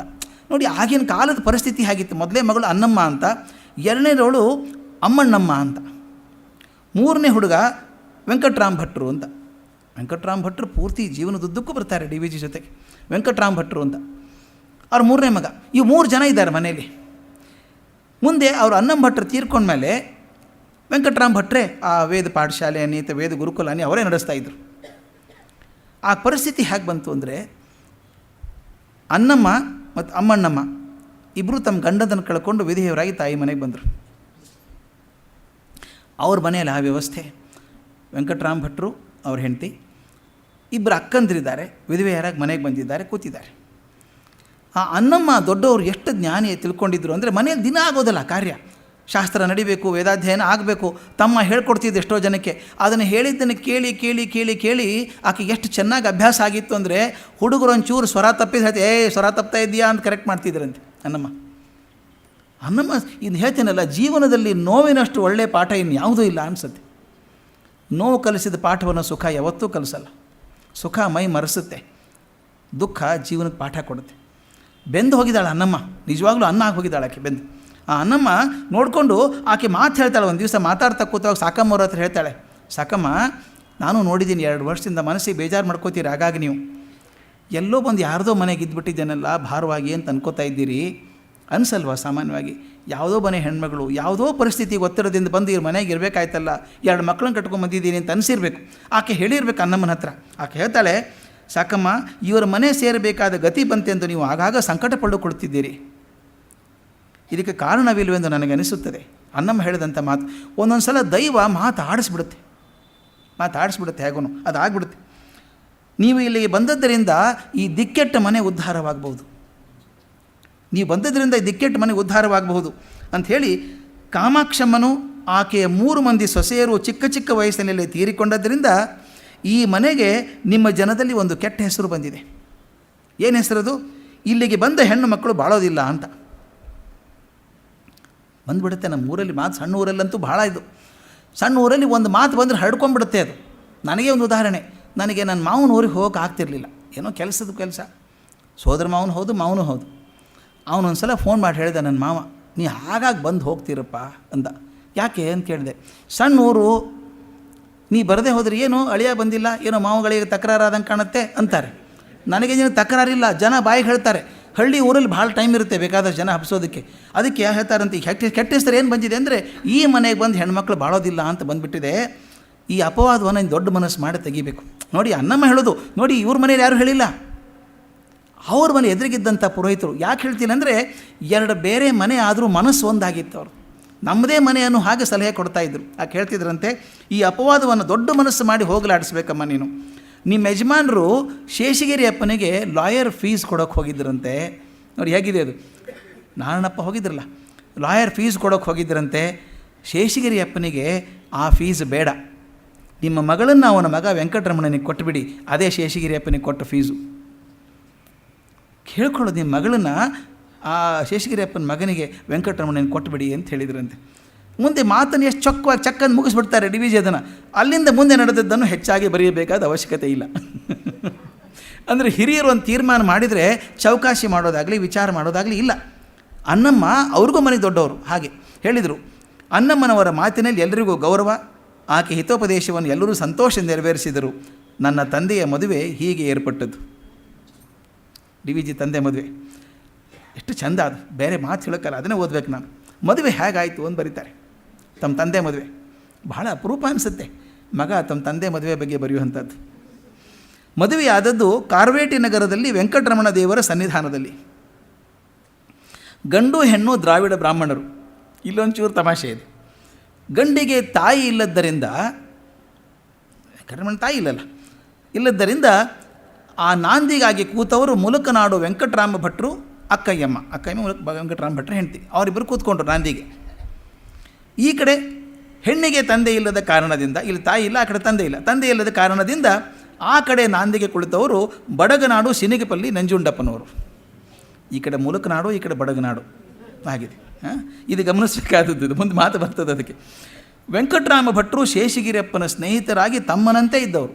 ವಯಸ್ಸಿನಲ್ಲಿ ಕೂಡ ಸ್ವಲ್ಪ ಸಣ್ಣವರು. ಯಾವ ಹೇಳೋದು, ನಾನೇ 2ನೇ ತಮ್ಮ, ನೀನು 3ನೇದವನು ಅಂತ ರಾಮಣ್ಣಗೆ ಹೇಳ್ತಾ ಇದ್ರಂತೆ ಅವರು. ಹೆಣ್ಣಿಗೆ ವಯಸ್ಸು ಸುಮಾರು 5-6 ವರ್ಷ, ಆಗೆಲ್ಲ ಹಾಗೆ 5-6 ವರ್ಷ. ಗಂಡಿಗೆ 12-13 ವರ್ಷ. ಈ ದಾಂಪತ್ಯ ಮುಂದಿನ ಸಾಲು ಚೆಂದ, ನನಗೆ ಭಾಳ ಇಷ್ಟ ಆಗೋದು. 5 ವರ್ಷ 6 ವರ್ಷ ಹುಡುಗಿಗೆ, ಗಂಡನಿಗೆ 12-13 ವರ್ಷ ಇರಬೇಕು. ಈ ದಾಂಪತ್ಯ 70 ವರ್ಷ ಕಾಲ ಅವಿಚ್ಛಿನ್ನವಾಗಿ ನಿರ್ಮಲವಾಗಿ ಪರಸ್ಪರ ಸಂತೋಷಕರವಾಗಿ ಸಾಗಿತು ಅಂತ. ನಾವು ಹೇಳ್ತೀವಿ ಬುದ್ಧಿ ಬೆಳೆದಿಲ್ಲ, ಬೇಗ ಮದುವೆ ಮಾಡ್ತಾರೆ, ಮಾಡಬಾರ್ದು, ಬುದ್ಧಿ ಬೆಳೆದ ಮೇಲೆ ಮಾಡಬೇಕು ಅಂತ. ಬುದ್ಧಿ ಬೆಳೆದಕ್ಕಿಂತ ಮನಸ್ಸು ಬೆಳಿಬೇಕು. ಸಂಸಾರ ಬದುಕೋದು ಬುದ್ಧಿಯಿಂದಲ್ಲ. ಜಾಸ್ತಿ ಬುದ್ಧಿ ಬೆಳೆದೇ ಡೈವೋರ್ಸ್ ಆಗ್ತಿರೋದು. ಮನಸ್ಸು ವಿಸ್ತಾರ ಆಗಲಿಲ್ಲ, ಬುದ್ಧಿ ಬರೀ ಚುರುಕಾಗ್ತಾ ಹೋಯಿತು. ಬುದ್ಧಿ ಜಾಸ್ತಿ ಬೆಳೆದಷ್ಟು, ಅದಕ್ಕೆ ಹೇಳ್ತಾ ಇರ್ತೀನಿ ನಾನು, we are focusing too much on brain, not on heart. ಬರೀ ಬುದ್ಧಿ ಬುದ್ಧಿ ಬುದ್ಧಿ ತರ್ಕ ವಿತರ್ಕ ಮಾಡಿಕೊಂಡ್ರೆ ಸಂಸಾರ ನಡೆಯಲ್ಲ. ಹೃದಯ ವಿಶಾಲತೆ ಇದ್ದರೆ ಆಗುತ್ತೆ. ಅದು ಬೆಳೆಸ್ಕೊಂಡವ್ರು 70 ವರ್ಷ ಚೆನ್ನಾಗಿ ಬದುಕಿದ್ರು ಅವರು ಅಂತ. ಭಾಳ ಮುಖ್ಯ ಇದು. ನಾವು ಮಾತು ಹೇಳಿದ್ದೆ ಹಿಂದಕ್ಕೆ. ನಾನು ಅಮೇರಿಕಕ್ಕೆ ಹೋದಾಗ ಅವ್ರು ಕೇಳಿದರು, how long are you married ಅಂತ ಕೇಳಿದರು. I am married for 30 years ಅಂತ ಹೇಳಿದೆ. Oh my God, with the same lady ಅಂತ. ಹಾಂ, ನಮ್ಮಲ್ಲಿ ಹಾಗೆ ನಮ್ಮಲ್ಲಿ ಎಕ್ಸ್ಚೇಂಜ್ ಪ್ರೋಗ್ರಾಮ್ ಆಗಲಿ, ರಿವೈವಲ್ ಪ್ರೋಗ್ರಾಮ್ ಆಗಲಿ ಏನಿಲ್ಲ, ಒನ್ಸ್ ಫಾರ್ ಲೈಫ್ ಟೈಮ್ ನಾವು ಮದುವೆ ಆಗೋದು, ಹಾಗಿದ್ದೀವಿ ಅಂತ. ನಾನು ಹೇಳಿದೆ, ನಮ್ಮದೇನು ಮಾಡ್ತೀರಿ, ನಮ್ಮ ಅಜ್ಜ ಅಜ್ಜಿ 75 ವರ್ಷ ಬದುಕಿದ್ರು ಗಂಡ ಹೆಂಡತಿಯಾಗಿ. ನಂಬಕ್ಕೆ ಆಗಲ್ಲ ಅವರಿಗೆ. ಹೇಗೆ ಬದುಕ್ತಾರೆ? ಜೀವನದ ಸಣ್ಣ ದೊಡ್ಡ ಬೇಕಾಗಿಲ್ಲ ತ್ಯಾಗಗಳು, ಸಣ್ಣ ತ್ಯಾಗಗಳು, ಸಣ್ಣ ಅರ್ಥೈಸಿಕೊಳ್ಳುವಂಥ ಪ್ರಯತ್ನ ಮಾಡಿದಾಗ ಇಷ್ಟು ವರ್ಷ ಎಷ್ಟು ಸಂತೋಷವಾಗಿ ಬರೀತಾರೆ ಡಿ ವಿ ಜಿ. ಅವಿಚ್ಛಿನ್ನವಾಗಿ ನಿರ್ಮಲವಾಗಿ ಪರಸ್ಪರ ಸಂತೋಷಕರವಾಗಿ, ಬರೀ ಗಂಡನ ಸಂತೋಷ ಆಗಿ ಕೊರಗಲಿಲ್ಲ, ಆಕೆಗೆ ಸಂತೋಷ ಆಗಿ ಅವ್ರು ಕೊರಗಲಿಲ್ಲ, ಪರಸ್ಪರ ಸಂತೋಷಕರವಾಗಿ ಬದುಕಿದ್ರು ಅಂತ. ಆಗಾಗ ಜಗಳ ಬರ್ತದೆ, ಬರಬೇಕಾದ್ದೆ ಸಣ್ಣ ಜಗಳ ಬರಬೇಕು. Spice of food, Spice of life. ಅದು ಒಗ್ಗರಣೆ ಇರಬೇಕು, ಒಂದು ಚೂರು ಆಗಾಗ ಚಟಪಟ ಸದ್ದಾಗ್ತಿರಬೇಕು. ನನಗೆ ನೆನಪಿದೆ, ರಾಶಿ ಅವ್ರ ಮನೆಗೆ ಹೋಗಿದ್ವಿ, ರಾಜರತ್ನ ಅವ್ರ ಮನೆಗೆ ಹೋದಾಗ ಅದೇನೋ ಪ್ರೂಫ್ ತೊಗೊಂಡು ಹೋಗಬೇಕಾಗಿತ್ತು. ಹೋಗೋಣ ಬನ್ನಿ ಮೇಷ್ಟ್ರಲ್ಲಿ, ಹತ್ತಿರ ಮನೆ ಅಂತ ರಾಶಿ ಅವ್ರ ಮನೆಗೆ ಹೋದ್ವಿ. 80 ವರ್ಷ ಅವ್ರಿಗಾಗಲೇ. ಆದರೂ ಯಾರೋ ಪ್ರಾಕ್ಟೀಸ್ ಮಾಡೋಕ್ಕೆ ಬರ್ತಾಯಿದ್ರು. ಡಾಕ್ಟರ್ ಅಲ್ವ ಅವರು, ಬರ್ತಿದ್ರು. ಒಬ್ಬ ಮನುಷ್ಯ ಬಂದಿದ್ದ, ಹೊಟ್ಟೆ ನೋವು ಒಂದು ಬಂದಿದ್ದ. ಕೂತ್ಕೊಳ್ಳಿ ಬರ್ತೀನಿ ಈಗ ಅಂತ ಅಲ್ಲೇ ಒಂದು ಕರ್ಟನ್ ಸೇರಿಸಿ ತಪಾಸಣೆ ಮಾಡ್ತಾಯಿದ್ರು. ಅವ್ನು ನೋಡಿ ಬಂದು ನಗ್ತಾಯಿದ್ರು. ಏನಾಗಿದೆ ಸ್ವಾಮಿ ನನಗೆ ಅಂತ ಕೇಳ್ದ. ಅವ್ರ ಹಾಸ್ಯ ಸ್ವಭಾವ ಗೊತ್ತಲ್ಲ ರಾಶಿ ಅವ್ರದ್ದು, ಅದ್ಭುತ ಅದು. ಅವ್ರು ಹೇಳಿದ್ರು, ಏನಿಲ್ಲಪ್ಪ ನಿನಗೇನು ರೋಗ ಇಲ್ಲ, ನಿನಗೆ ಆಗಿರೋದು ಒಂದೇ ತೊಂದರೆ, ಒಂದು ಮಾತು ಹೇಳ್ಬಿಡ್ತೀನಿ ಕೇಳು ಅಂದರು. ಏನು ಹೇಳಿ ಸ್ವಾಮಿ ಅಂದ. ನೀನು ಭೂಮಿಗೆ ಬಂದಿಯಲ್ಲ, ಯಾವತ್ತು ನೀ ಭೂಮಿಗೆ ಬಂದ್ಯೋ ಅವತ್ತೇ ಬ್ರಹ್ಮ ನಿನ್ನ ಹಣೆಯಲ್ಲಿ ಇಷ್ಟು ಅನ್ನ ಅಂತ ಬರೆದು ಕಳಿಸಿದ್ದಾನೆ. ಇಷ್ಟೇ ಅನ್ನ, ಒಂದಗಳು ಹೆಚ್ಚಾಗಲ್ಲ, ಒಂದಗಳು ಕಮ್ಮಿ ಆಗೋಲ್ಲ ನಿನಗೆ. ನೀನು ಬೇಗ ಜಾಸ್ತಿ ತಿಂದ್ಯೋ ಬೇಗ ಮುಗಿದು ಹೋಗುತ್ತೆ, ವಾಪಸ್ ಬೇಗ ಹೋಗಬೇಕು. ನೀನು ಜಾಸ್ತಿ ತಿಂದ್ಯೋ ಬೇಗ ಮೇಲೆ ಹೋಗ್ತೀಯ, ನಿಧಾನ ಸ್ವಲ್ಪ ತಿನ್ನು, ಏನೂ ಆಗಲ್ಲ ನಿನಗೆ ಆಗಿರೋದು ಅಜೀರ್ಣ, ಮತ್ತೊಂದೇನೂ ಇಲ್ಲ ಅಂತ ಕೊಟ್ಟು ಕಳಿಸಿದರು.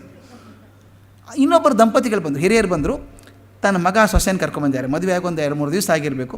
ಹಿರಿಯರು ನಮಸ್ಕಾರ ಮಾಡಿಸ್ಕೊಂಡು ಹೋಗೋಣ ಅಂತ ಬಂದಿದ್ದಾರೆ. ರಾಶಿ ಏನು ಬಂದದ್ದು ಅಂದರು. ದಂಪತಿಗಳು ಬಂದಿದ್ದಾರೆ, ನಮಸ್ಕಾರ ಮಾಡಬೇಕು ಅಂತ. ಅವರಿಬ್ಬರು ನಮಸ್ಕಾರ ಮಾಡಿದರು. ಇವರು ಅಷ್ಟು ನೋಡಿ ಎಷ್ಟು ಚೆಂದ ಅಂದ್ರೆ, ತಕ್ಷಣ ಜೇಬಿಂದ ಒಂದು ಕವರಲ್ಲಿ ದುಡ್ಡು ಹಾಕಿ ಆಕೆ ಕೊಟ್ಟು ಆಶೀರ್ವಾದ ಮಾಡಿ, 100 ಕಾಲ ಚೆನ್ನಾಗಿ ಹೊಡೆದಾಡ್ಕೊಂಡು ಬದುಕಿ ಅಂದರು. ಅವರು ಇದು ಏನು ಸ್ವಾಮಿ ಹೊಡೆದಾಡ್ಕೊಂಡು ಬದುಕಿ ಅಂತ ಆಶೀರ್ವಾದ ಮಾಡ್ತೀರಿ ಅಂತ. ಏನ್ರಿ ನೀವು ಗುಲಾಬ್ ಜಾಮೂನ್ ತಿಂದವ್ರು ಒಂಚೂರು ಬಾಯಿ ಖಾರ ಬೇಡವಾ, ಬರೀ ಸಿಹಿ ತಿಂದರೆ ಬಾಯಿ ಕಟ್ಟೋಗಲ್ವಾ? ಹಾಗೆ ಆಗಾಗ ಒಂಚೂರು ಜಗಳದ ಗಾಳಿ ಬರ್ತಿರಬೇಕು ಅಂದರೆ ಚೈಫ್ ಚಂದ ಅಂತ ಹೇಳ್ತಿದ್ರು. ಇಲ್ಲಿ ಹೇಗೆ ಆಗ್ತಿತ್ತಂತೆ, ಹೇಗೆ ಹೇಳ್ತಾರೆ ನೋಡಿ. ಅಲ್ಮೇಲಮ್ಮನಿಗೂ ವೆಂಕಟರಮಣಯ್ಯನಿಗೂ ಆಗಾಗ ವಾಗ್ವಾದಗಳು ಆಗುತ್ತಿದ್ದುದುಂಟು, ಸ್ವಲ್ಪ ಚರ್ಚೆ ಆಗೋದು. ಸಣ್ಣ ವಯಸ್ಸಿಂದ ಸ್ನೇಹಿತರಾಗಿ ಬೆಳೆದವರು ದಂಪತಿಗಳಾಗಿಬಿಟ್ಟಿದ್ದಾರೆ.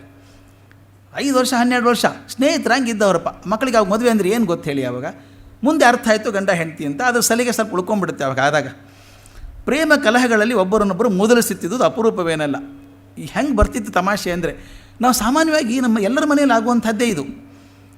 ನಾವು ವಾಪಸ್ ಹೋಗೋದು ಮದುವೆಗೆ ಹೋಗ್ತೀವಿ ಎಲ್ಲರೂ. ನಾನು ನೆನಪಿದೆ, ನಮ್ಮ ತಂದೆ ತಾಯಿ ಜಗಳಾಡ್ತಾಯಿದ್ರು. ಅಯ್ಯೋ ನಿಮ್ಮ ಮದುವೆ ನೋಡಿಲ್ವಾ, ನಿಮ್ಮಪ್ಪ ಮಾಡಿದ್ದು ಹೆಂಗೆ ಮಾಡಿದ್ದು ಮದುವೆ, ಮುಂದೆ ಮಾಡಿದ್ದೆಲ್ಲ ಮರ್ತು ಹೋಗಿದೆ.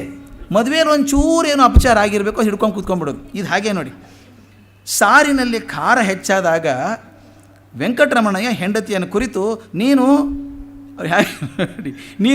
ಆ ಬಡಗನಾಡು ಸಿನಿಗಪಲ್ಲಿ ನಂಜುಂಡಯ್ಯನ ಸಂಪ್ರದಾಯದವಳಲ್ವೇ, ಅವನೇ ಕೂತಿದ್ನಲ್ಲ ನಂದಿಗೆ, ಅವನ ಸಂಪ್ರದಾಯದವಳಲ್ವೇ, ಅದಕ್ಕೆ ನೀನು ಅಡುಗೆ ಅಂದರೆ ಸುಡು ಬೆಂಕಿ ಇದ್ದ ಹಾಗೆ, ನೀನು ಅಡುಗೆ ಅಂದರೆ ಸುಡು ಬೆಂಕಿ ಇದ್ದ ಖಾರ ಖಾರ ಅಂತಿದ್ರಂತೆ. ಅದಕ್ಕೆ ಆಕೆ ಬಿಟ್ಟಾರ. ವೆಂಕಟರಮಣಯ್ಯ ಪಾಯಸಕ್ಕೆ ಇನ್ನಷ್ಟು ಬೆಲ್ಲ ಹಾಕು ಅಂದಾಗ ಅಲ್ಮೇಲಮ್ಮ, ನೀವು ಮುಲುಕನಾಡು ಪುರೋಹಿತರ ಶಿಷ್ಯರಲ್ವೇ, ಮುಲುಕನಾಡು ಪುರೋಹಿತರ ಶಿಷ್ಯರಲ್ವೇ, ನಿಮಗೆ ಕಬ್ಬಿನಲ್ಲೇ ಸಿಹಿ ಇಲ್ಲ, ಕಬ್ಬೇ ಸಿಹಿ ಅನುಸಾರ ನಿಮಗೆ ಅಷ್ಟು ಸಿಹಿ ತಿನ್ನಬೇಕು ಅಂತ. ಇದು ಭಾಳ ಕಡೆ ನೋಡಿದ್ದೇನೆ ನಾನು. ಈ ಧಾರವಾಡ ಕಡೆ, ಬಿಜಾಪುರ ಕಡೆ ಸಿಹಿ ವಿಪರೀತ ತಿಂತಾರೆ. ಅದು ನೋಡಿದ್ರೆ ನಮಗೆ ಒಂಥರ ಗಾಬರಿ ಆಗೋಂಗೆ ಆಗುತ್ತೆ. ಸಾಮಾನ್ಯವಾಗಿ ನಮ್ಮಲ್ಲಿ ಬುಂದಿ ಲಾಡು ಮಾಡಿ ಸಾಕಷ್ಟು ಸಿಹಿ ಇರುತ್ತೆ, ವಿಪರೀತ ಸಿಹಿ ಇರುತ್ತೆ. ಅದನ್ನು ಬುಂದಿ ಲಾಡು ತಿನ್ನೋ ರೀತಿ ನಾನು ನೋಡಿದ್ದೇನೆ. ಈ ಮನೆಗೆ ಊಟಕ್ಕೆ ಬರಬೇಕು ಆಚಾರ್ಯರು ಬಂದಾಗ ಬುಂದಿ ಲಾಡು, ಅವಾಗೆಲ್ಲ ಮೊದಲು ಸಣ್ಣ ಸಣ್ಣದು ಇರ್ತಿದ್ದೆ, ದೊಡ್ಡ ತೆಂಗಿನಕಾಯಿ ಥರ ಇರಬೇಕು ದೊಡ್ಡದು. ಅದನ್ನು ಹಿಡಿದು ಹಿಂಗೆ ಹೆಚ್ಚಬೇಕು, ಅದನ್ನು ಆ ಶಕ್ತಿ ಪ್ರದರ್ಶನ ಆಗಬೇಕು ಆಚಾರ್ಯರದು. ಅದು ಒಡೆದು ಪುಡಿ ಪುಡಿ ಮಾಡಬೇಕು. ಅದು ಹಾಗೆ ಇಡೋಂಗಿಲ್ಲ, ಒಂದು ದೊನ್ನೆಯಲ್ಲಿ ತುಪ್ಪ ಹಾಕಿರಬೇಕು. ಆ ಲಾಡೂನ ಹಿಂಗೆ ಹೆಚ್ಚಿಗೆ ದೊನ್ನೆಯಲ್ಲಿ ಹಾಕಿಬಿಡ್ಬೇಕು. ಅದು ಬದಲೇ ಬ್ಲಾಟಿಂಗ್ ಪೇಪರ್ನಂಗೆ ಹೀರ್ಕೊಂಡ್ಬಿಡುತ್ತೆ ಸರ್ರ ಅಂತ. ತುಪ್ಪ ಅನ್ಬೇಕು ಅಂದರೆ ಹೀರೋಕೆ ಹೋಗಿದೆ ಅಂತ, ಮತ್ತೆ ಮೇಲೆ ತುಪ್ಪ ಹಾಕಬೇಕು.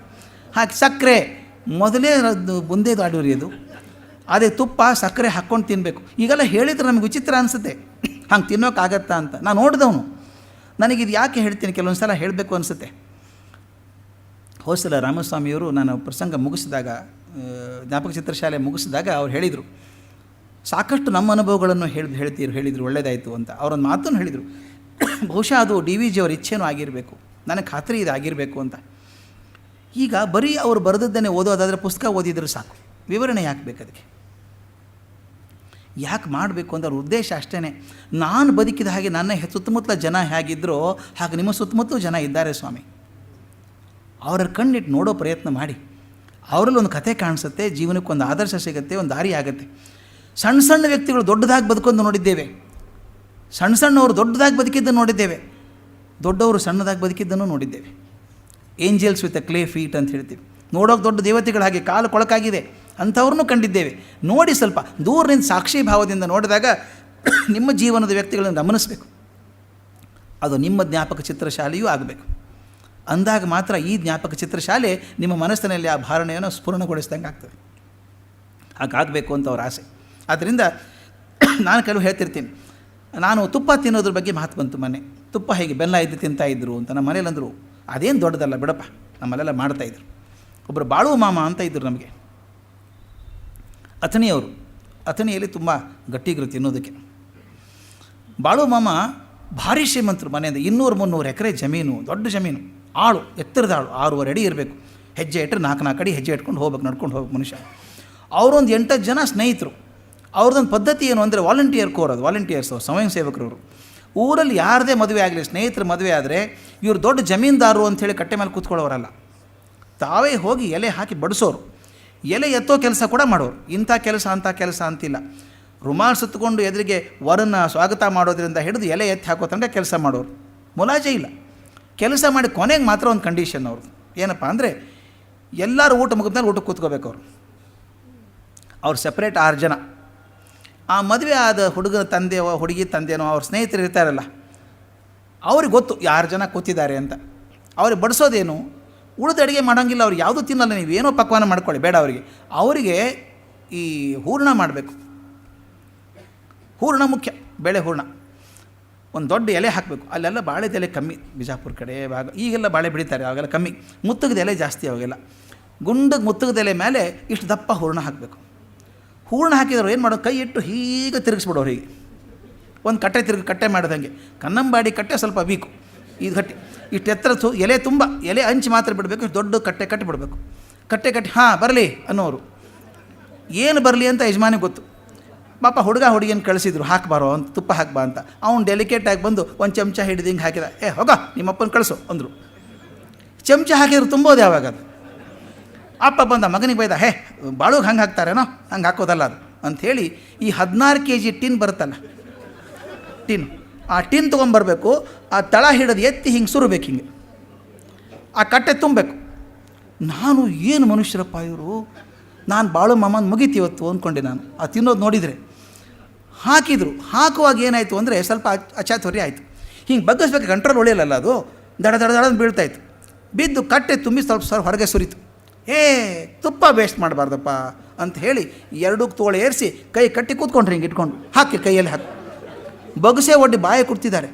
2 ಬೊಗಸೆ ತುಪ್ಪ ಕುಡಿದಿರ್ಬೇಕು. ನನಗೆ ನೆನೆಸ್ಕೊಂಡ್ರೆ ಈಗ ಅದು ಜ್ವರ ಬರುತ್ತೆ. 2 ಬೊಗಸೆ ಪಾಯಸ ಕುಡಿಯೋದು, ಆಮೇಲೆ ಹೂರಣ ಕಲಿಸ್ಕೊಂಡು ತಿಂದಿದ್ರು. ಎಲೆ ಎಡಕ್ಕೆ ಹಾಕ್ಕೊಳ್ಳೋದು, ಒಂದು 50 ಎಲೆ ಹಾಕ್ಕೊಳ್ಳೋದು. ಅದೇನು ದನ ಕೂಡ ತಿನ್ನೋಕ್ಕೆ ಸಾಧ್ಯ ಇಲ್ಲ, ಅಷ್ಟು ತಿಂದ್ಬಿಡು. ತಿಂದಮೇಲೆ ಹೋಗೋ ನಡೀರಿ ಹೊರಗಿನ್ನ ಅಂತ ಹೇಳಿ ಹೊರಗೆ ಹೊರಟ್ರೆ ಎಲ್ಲಿ ಹೋಗೋದು, ಜಮಖಂಡಿಯಿಂದ ಹೊರಟ್ರೆ ಮುಧೋಳ್ ದಾರಿ ಅಂತ ಹಿಂಗೆ ಎತ್ತರ ಗುಡ್ಡ, 10 ಮೈಲಿ ಹೋಗೋದು. ಎಲ್ಲ ರಾಕ್ಷಸ ಕೆಲಸನ ಯಾವುದೂ ಸಣ್ಣದಿಲ್ಲೇ ಇಲ್ಲ. ಯಾಕೆ ತುಪ್ಪ ಕರಗ್ತಿತ್ತು ಅಂದರೆ 10 ಮೈಲಿ ಹೋಗ್ತಾ 10 ಮೈಲಿ ಬರ್ತಾ ಅವ್ರ ಜೊತೆ ನಡಿಬೇಕಾದ್ರೆ ವರ್ಚುಲಿ ಓಡಬೇಕು. ನೀವು 4 ಕಡೆ ಹೆಜ್ಜೆ ಇಡಬೇಕಲ್ಲ. 6 ಅಡಿ ಎತ್ತರ ಮನುಷ್ಯರು ದಾಡ ಮಾತಾಡ್ಕೊಂಡು ಉಸಿರು ಬಿಗಿ ಹಿಡಿದು ನಡೀತಾ ಇದ್ದರೆ ತುಪ್ಪ ಯಾಕೆ ಹೊಳಿತದೆ, ಮೈಯಲ್ಲಿ ಬೆವರು ಕಿತ್ಕೊಂಡ್ಬಂದ್ಬಿಡುತ್ತೆ, ತುಪ್ಪ ಕರಗಿ ಹೋಗ್ತದೆ. ಹೀಗೆಲ್ಲ ಬದುಕಿದಂಥವ್ರು ಅವಾಗ. ಅದನ್ನು ನೋಡಿದಾಗ ಇವ್ರು ಹೇಳ್ತಾರೆ, ನಿಮಗೆ ಸ್ವಲ್ಪ ಸಿಹಿ ಹಾಕು ಅಂದ ತಕ್ಷಣ ನೀವು ಅವ್ರ ಪೈಕಿ ಅಲ್ವಾ ಮುಲುಕನಾಡು ನೆನೆಸ್ಕೊಂಡು ಮಾತಾಡುವಂಥದ್ದು. ನಮ್ಮಪ್ಪ ನಮ್ಮ ತಾಯಿಗೆ ಹೇಳ್ತಾಯಿದ್ರು, ನಿಮ್ಮ ಅಪ್ಪ ಬಲೆ ಜಿಪುಣ, ದೇಶಪಾಂಡೆ ದೊಡ್ಡ ದೇಶಪಾಂಡೆ ನಮ್ಮ ಅಜ್ಜ, ನಿಮ್ಮಪ್ಪ ಜಿಪುಣ. ಯಾಕಂದರೆ ನಾ ಬಂದಾಗ ಒಂದು ವಾಚ್ ಕೊಡಿಸ್ತಿಲ್ಲ. ಆಗಿನ ಕಾಲ ಹೇಗಿತ್ತು ಅಂದರೆ ದೊಡ್ಡ ಜಮೀನ್ದಾರರಿವರು 500-600 ಚೀಲ ಜೋಳ ಗೋಧಿ ಎಲ್ಲ ಬರಬೇಕು. ದುಡ್ಡು ಇರ್ತಿರಲಿಲ್ಲ ಯಾವಾಗಲೂ. ಆವಾಗ ಈ ವಿಷಯ ಯಾಕೆ ಹೇಳ್ತೀರಂದರೆ ಭಾಳ ದೊಡ್ಡ ವಿಷಯಕ್ಕೆ ಪೀಠಿಕೆ ಇದು. ಹೇಳಬೇಕಾದ್ರೆ DVG ಮುಖ್ಯವಾಗಿ ಹೇಳಬೇಕಾದ ಅದು ಇದೆ ಇದರೊಳಗೆ. ಆಗಿನ ಕಾಲದಲ್ಲಿ ದುಡ್ಡು ಮುಖ್ಯ ಇರಲಿಲ್ಲ, ದುಡ್ಡು ಇರ್ತಿರಲಿಲ್ಲ ಮನೆಯಲ್ಲಿ. ಬಾರ್ಟರ್ ಸಿಸ್ಟಮ್ ನಾನು ನೆನಪಿದೆ, ಮನೆವರೆಗೂ. ಈಗೆಲ್ಲ ಹಾಳಾಗಿದೆ. ಹಾಲು ತರಬೇಕಾಕೆ, ಒಂದು ದೊಡ್ಡ ಬಿಂದಿಗೆ ಹಾಲು ತರಬೇಕು ಮನೆಗೆ. ಹಾಲು ತಂದರೆ ಏನು ಕೊಡಬೇಕು, ಹಾಲು ಸುರುಕೊಂಬಿಟ್ಟು ಅದ್ರ ತುಂಬ ಜೋಳ ಕೊಟ್ಬಿಡೋದು. ಜೋಳ ಬೇಕಾ ಗೋಧಿ ಬೇಕಾ ಅಂತ ಕೇಳೋದು. ಅದು ಏನು ಕೇಳ್ತಾ ಕೊಟ್ಬಿಡೋದು. ಅಂದರೆ ಆ ಪದಾರ್ಥಕ್ಕೆ ತಕ್ಕ ಪದಾರ್ಥನೇ ಕೊಡಬೇಕು ಹೊರತಾಗಿ ದುಡ್ಡು ಕಾಸು ಯಾರ ಕಡೆನೂ ಇರ್ತಿರಲಿಲ್ಲ. ನಮ್ಮ ಅಜ್ಜ ಹೇಳ್ತಿದ್ದ, ಒಂದು 100 ರೂಪಾಯಿ ಬೇಕು ಅಂದರೆ ಕಷ್ಟ ಆಗ್ತಿತ್ತು ಕಣೋ ನನಗೆ. ಊರಲ್ಲಿ 4-5 ಜನ ಗೌಡ್ರ ಕಡೆ ಹೋಗಿ 10 ರೂಪಾಯಿ ಇಸ್ಕೊಂಬರ್ಬೇಕಂತ ಯಾರ ಕಡೆ ದುಡ್ಡು ಇರ್ತಿರಲಿಲ್ಲ. ಆ ಕಾಲ ಅದು ನೋಡಿ. ಅದಕ್ಕೆ ಹೇಳ್ತಾಳೆ, ಇನ್ನೊಂದು ಸ್ವಲ್ಪ ಸಿಟ್ಟು ಜಾಸ್ತಿ ಆದಾಗ ಆಲಮೇಲಮ್ಮ ಹೇಳ್ತಿದ್ರಂತೆ ವೆಂಕಟರಮಣಯ್ಯನಿಗೆ. ಏನು ಹೇಳೋದಂದರೆ, ನಂದೇನು ಲೆಕ್ಕ ನಿಮಗೆ, ಅಮ್ಮ ಹೇಳೋದು ಅಪ್ಪನಿಗೆ, ನಂದೇನು ಲೆಕ್ಕ ನಿಮಗೆ, ನಿಮ್ಮಪ್ಪ 4-6 ಮನೆ ತಿರುಗಿ ಗೋಗರದು ಕರ್ಕೊಂಬಂದಿದ್ರ ಎಲ್ಲ ಬೇರೆ ಸೊಸೆಯರ್ ಹಾಗೆ. ನಾನು ಬಂದದ್ದು ಹೇಗೆ ಗೊತ್ತಾ, ಲಾಯರ್ ಫೀಸ್ ಆಗಿ ಬಂದದ್ದು ನಿಮಗೆ. ನಾನು ಬಂದದ್ದು ಲಾಯರ್ ಫೀಸ್ ಆಗಿ ಬಂದದ್ದು, ಅದಕ್ಕೆ ನನ್ನ ಬಗ್ಗೆ ನಿರ್ಲಕ್ಷ್ಯ ನಿಮಗೆ ಅಂತ ಕೋಪ ಮಾಡ್ಕೋತಾ ಇದ್ರಂತೆ. ಅದನ್ನು ಹೇಳಿ ಕರೆಗೆ ಬರೀತಾರೆ DVG. ಈ ಮೂದಲಿಕೆಯನ್ನು ಕೇಳಿದಾಗ ನಮ್ಮಪ್ಪನಿಗೆ ಒಂದು ಕಡೆಗೆ ಹಿಗ್ಗು, ಇನ್ನೊಂದು ಕಡೆಗೆ ಸಿಗ್ಗು. ಹಿಗ್ಗು ಆಗಬೇಕು, ಅದು ಕೋಪ ಬರ್ಸಿದ್ದಲ್ಲ ಹೆಂಡ್ತಿಗೆ ಅಂಥೇಳಿ. ಸಿಗ್ಗು ಅಂದರೆ ಪಾಪ ಬೇಜಾರು ಮಾಡ್ಕೊಂಡ್ಲಲ್ಲ ಅಂತ. ಹೀಗೆ ಆ ಸಂಸಾರ 70 ವರ್ಷ ಚೆಂದಾಗಿ ಬಂತು ಅಂತ. ಕೊನೆಯ ಭಾಗಕ್ಕೆ ಬರ್ತಾರೆ. ಶೇಷಗಿರಿಯಪ್ಪ ಸುಸ್ತಾದರು, ಇನ್ನು ಆಯುಷ್ಯ ಮುಗಿಯೋಕ್ಕೆ ಬಂತು, ನಿಷ್ಕ್ರಮಣ ಕಾಲ ಬಂತು. ಇನ್ನು ಅವ್ರದ್ದು ಅವಸಾನ ಕಾಲ ಸಮೀಪ ಆಗಿದೆ ಅಂತ ಗೊತ್ತಾದ ತಕ್ಷಣ ಅನಿಸಿರಬೇಕು. ಅವ್ರು ಏನು ಮಾಡಿದರು ಅಂದರೆ, ಅವ್ರಿಗೆ ಅತ್ಯಂತ ಬೇಕಾದಂಥ ಕಂದಾಚಾರದ ಶ್ರೀನಿವಾಸರಾಯರು ಅಂತ ಅವ್ರು ಹೇಳಿ ದೊಡ್ಡ ಮನುಷ್ಯರ ಮೂಲಕ ರಾಮಸಾನಿನ ಮನೆಗೆ ಬರೋಕ್ಕೆ ಹೇಳ್ತಾರೆ. ಆಗಲೇ ಮುಳುಬಾಗಿಲಿಗೆ ಬಂದಿದ್ದರು. ತನ್ನ ಮಗ ತಮ್ಮ ಇಲ್ಲದ ಹೊತ್ತಿನಲ್ಲಿ ಎಷ್ಟು ಚಂದ ಬರೀತಾರೆ. ತನ್ನ ತಮ್ಮನೂ ಮಗನೂ ಮನೆಯಲ್ಲಿ ಇಲ್ಲದಿದ್ದ ವೇಳೆಯಲ್ಲಿ ಗುಟ್ಟಾಗಿ ರಾಮಸಾನಿಯನ್ನು ಕರೆಸಿಕೊಂಡು ಮಾತನಾಡಿದರು. ಅದು ಏನು ಮಾತಾಡಿದರೂ ಗೊತ್ತಿಲ್ಲ. ಇದು ಆ ಜೀವದ ನಂಟಿರ್ತದೆ, ಬಿಟ್ಕೊಂಡು ಹೋಗೋದು ಭಾಳ ಕಷ್ಟ. ನೀವು ನೋಡಬೇಕು, ಒಂದು ಮನೇಲಿ 10 ವರ್ಷ ಇರ್ತೀವಿ, ಆ ಮನೆ ಬಿಟ್ಟು ಹೋಗ್ಬೇಕಾದ್ರೆ ಕೆಟ್ಟ ಅನಿಸುತ್ತೆ. ಅದ್ಯಾಕೆ, ಪ್ರವಾಸಕ್ಕೆ ಹೋದಾಗ ಒಂದು ರೈಲ್ವೆ ಕಂಪಾರ್ಟ್ಮೆಂಟಲ್ಲಿ ಇರ್ತೀರಿ 24 ತಾಸು, ಇಳಿಬೇಕಾದ್ರೆ ಬಿಟ್ಟು ಹೋಗ್ಬೇಕಲ್ಲಪ್ಪ ಅನಿಸುತ್ತೆ. ಹಾಗಿರಬೇಕಾದ್ರೆ ಜೀವದ ಸಂಗಾತಿಯಾಗಿ ಅಷ್ಟು ವರ್ಷ ಬದುಕಿದಂಥ ಒಬ್ಬ ವ್ಯಕ್ತಿ ಜೀವ ಬಿಟ್ಟು ಹೋಗ್ತೀನಿ ಅಂದಾಗ ಕೊನೆ ಮಾತು ಅಂತ ಆಡೋದಾಗ ಏನು ಮಾತಾಡಿರಬೇಕು ಅಂತ ನನಗೆ ಆಶ್ಚರ್ಯ ಅನಿಸುತ್ತೆ. ಏನು ಕೊನೆ ಮಾತು ಅಂತ ಆಡಿಯಾರು. ಆಯ್ತು, ಮುಂದೆ 8-10 ದಿವಸಗಳಲ್ಲಿ ಪರಂಧಾಮವನ್ನು ಇದ್ದಿದ್ರು. ಮನೆಗೆ ದುಃಖ ಆಗೋ ಸಹಜಕ್ಕಲ್ವ. ಮನೆಗೆ ಹಿರಿಯ, ಅವರೇ ಆಧಾರ ಸ್ತಂಭ ಆದವರು, ಅವರೇ ಹಣಕಾಸು ಕೊಟ್ಟವರು, ಜೀವನ ನಡೆಸಿದವರು, ಮನೆ ಕಟ್ಟಿಸಿದವರು, ಎಲ್ಲ ಮಾಡಿದಂಥವ್ರು. ಗುರು ವೆಂಕಟರಾಮ ಭಟ್ರು ದುಃಖ ಜಾಸ್ತಿ. ಯಾಕೆ ದುಃಖ ಜಾಸ್ತಿ ಪಟ್ಟರು ಅಂದರೆ, ಈ ಕರ್ಮಾಂತರ ಮಾಡಿಸ್ಬೇಕಲ್ಲ, ಅವರೇ ಮಾಡಿಸ್ಬೇಕಲ್ಲ, ಪುರೋಹಿತರು ಅವರೇನೆ. ನಾ ಮಾಡಿಸೋಲ್ಲ ಅಂದ್ರಂತೆ ವೆಂಕಟರಾಮ ಭಟ್ರು. ಯಾಕೆ ಅಂತಂದರೆ ಹೇಗಿದೆ ನೋಡಿ, ಚೇಚಣ್ಣ ಅಂತ ಇದ್ದರು, ಶೇಷಣ್ಣ ಅಂತ ಚೇಚಣ್ಣನ ಹೆಸರನ್ನು ಪದೇ ಪದೇ ಹೇಳಬೇಕಲ್ಲಪ್ಪ ಕರ್ಮಾಂತರ ಮಾಡಿಸುವಾಗ, ನನ್ನ ದುಃಖ ಆಗತ್ತೆ, ನಾನು ಹೇಳಲ್ಲ ಅಂತ ಹೇಳಿ, ಇದು ನನ್ನಿಂದ ಆಗದ ಕೆಲಸ ಅಂಥೇಳಿ ಕರ್ಮಾಂತರಗಳಿಗೆ ಶಾಂಭಟ್ರು ಅಂತ ಇನ್ನೊಬ್ಬರು ಶ್ರೋತ್ರಿಯನ್ನು ಗೊತ್ತು ಮಾಡಿಕೊಟ್ರಂತೆ. 7ನೇ ದಿವಸದಿಂದ ಕಡೆಯವರೆಗೂ ಕರ್ಮಾಂತರ ನಡೆಸಲು ಹೆಬ್ಬಣಿ ಶ್ರೀಪತಿ ಭಟ್ರನ್ನು ಕರೆಸಿ, ತಾನು ಮಾಡಲಿಲ್ಲ. ಮನಸ್ಸಿಗೆ ನನಗೂ ಅನಿಸುತ್ತೆ, ನಾನು ಇತ್ತೀಚೆಗೆ ನನ್ನ ತಂದೆ ಮಾಡಿದವನು, ಕೂತ್ಕೊಂಡಾಗ ಪ್ರೇತ ಸಂಸ್ಕಾರ ಮಾಡಿ ಅದು ಹೇಳಿ ಹೇಳಿ ಹೇಳಿ ಇಡಬೇಕಲ್ಲ, ಮನಸ್ಸಿಗೆ ಎಷ್ಟು ಹುಚ್ಚುತ್ತೆ ಗೊತ್ತಾ. ಇಲ್ಲಿವರೆಗೂ ಬದುಕಿ ನಮ್ಮನ್ನು ಕಾಪಾಡಿದಂಥ ಜೀವ ಇಲ್ಲ ಅಂದಾಗ ಅವ್ರ ಹೆಸರು ಹೇಳಿ ಹೇಳಿ ಹಿಂಗೆ ಮಾಡಬೇಕಾದ್ರೆ ಮನಸ್ಸು ಭಾಳ ನೋವಾಗುತ್ತೆ. ಪ್ರತಿ ಹೆಸರು ತೊಗೊಂಡಾಗ ಕಣ್ಣಲ್ಲಿ ನೀರು ಬರಬೇಕು. ಅದಕ್ಕೆ ಅವ್ರು ಹೇಳ್ತಾರೆ ಕೊನೆಗೆ, ರಾಮಣ್ಣ ಚೇಚಣ್ಣಿಗೆ ನಾನು ಮೊದಲೇ ತಮ್ಮ, ನೀನು 2ನೇದವನು ಅಂತಿದ್ದರಂತೆ ವೆಂಕಟರಾಮ ಭಟ್ರು. ಈ ಥರ ಸಂಬಂಧಗಳು ಆಗಿನ ಕಾಲದಲ್ಲಿ ಬದುಕ್ತಾ ಇತ್ತು. ಮನೆ ಅಷ್ಟೇ ಅಲ್ಲ, ಮನೆ ದಾಟಿ ಹೊರಗಿದ್ದವರು ಕೂಡ ಮನೆಯ ಒಂದು ಭಾಗವಾಗಿ ಹೋಗಿ ಬದುಕಿದಂಥವರು ಈ ಅನ್ನಂ ಭಟ್ರ ಮನೆಯವರು ಹಾಗೂ ಇವರು. ಇಷ್ಟು ಚೆನ್ನಾಗಿ ಬದುಕಿದಂಥವರು. ಅವರು ಶೇಷಗಿರಿಯಪ್ಪ ಕಾಲವಾದ ಮೇಲೆ ಮುಂದಿನ ಹೆಸರು ಬರಬೇಕಾದ್ದು ರಾಮಣ್ಣ, 2ನೇ ಚಿಕ್ಕಪ್ಪ, ದೊಡ್ಡಪ್ಪ, ತಂದೆ ತಮ್ಮ ಚಿಕ್ಕಪ್ಪ. ರಾಮಣ್ಣನ ಬಗ್ಗೆ ಬರೀತಾರೆ. ರಾಮಣ್ಣ ಹೇಗೆ ಬದುಕಿದ್ರು, ಅವ್ರು ಏನು ಮಾಡಿದರು. ಶೇಖದಾರ್ ಗುಂಡಪ್ಪನ 2ನೇ ಮಗ ಇವರು. ಎಲ್ಲೋ ಒಂದು ಸ್ವಲ್ಪ ಸಾಯರ್ ಕೆಲಸ, ಅವ್ರ ಮಾತು ಎಷ್ಟು ಸೂಕ್ಷ್ಮ ಹೇಳ್ತಾರೆ ನೋಡಿ. ಒಂದು ಸ್ವಲ್ಪ ಸಾಯರ್ ಕೆಲಸ ಮಾಡಿರಬೇಕು, ಎಲ್ಲೋ ಗೌರ್ಮೆಂಟ್ ಕೆಲಸ ಮಾಡಿದ್ದಾರೆ, ಎಲ್ಲಿಯೋ ಕೆಲಸ ಮಾಡಿ 4 ಕಾಸು ಗಂಟು ಕಟ್ಟಿದ್ದಾರೆಂದು ತೋರುತ್ತದೆ. ಸ್ವಲ್ಪ ದುಡ್ಡು ಗಳಿಸ್ಕೊಂಡಿದ್ದಾರೆ, ಇಟ್ಕೊಂಡಿದ್ದಾರೆ. ಅವರೊಂದು DVG ಹುಟ್ಟು ಹೊತ್ತಿಗೆ ಅವ್ರು ಯಾವ ಕೆಲಸನೂ ಮಾಡ್ತಿರ್ಲಿಲ್ಲ, ಯಾವ ಚಾಕರಿ, ಸ್ವತಂತ್ರರಾಗಿದ್ದರು. ಕೊಂಚ ಲೇವಾದೇವಿ, ಬಡ್ಡಿ ವ್ಯವಹಾರ, ಸ್ಟ್ಯಾಂಪ್ ಪೆಂಡ್ರ್ ಕೆಲಸ ಮಾಡ್ತಾಯಿದ್ರಂತೆ.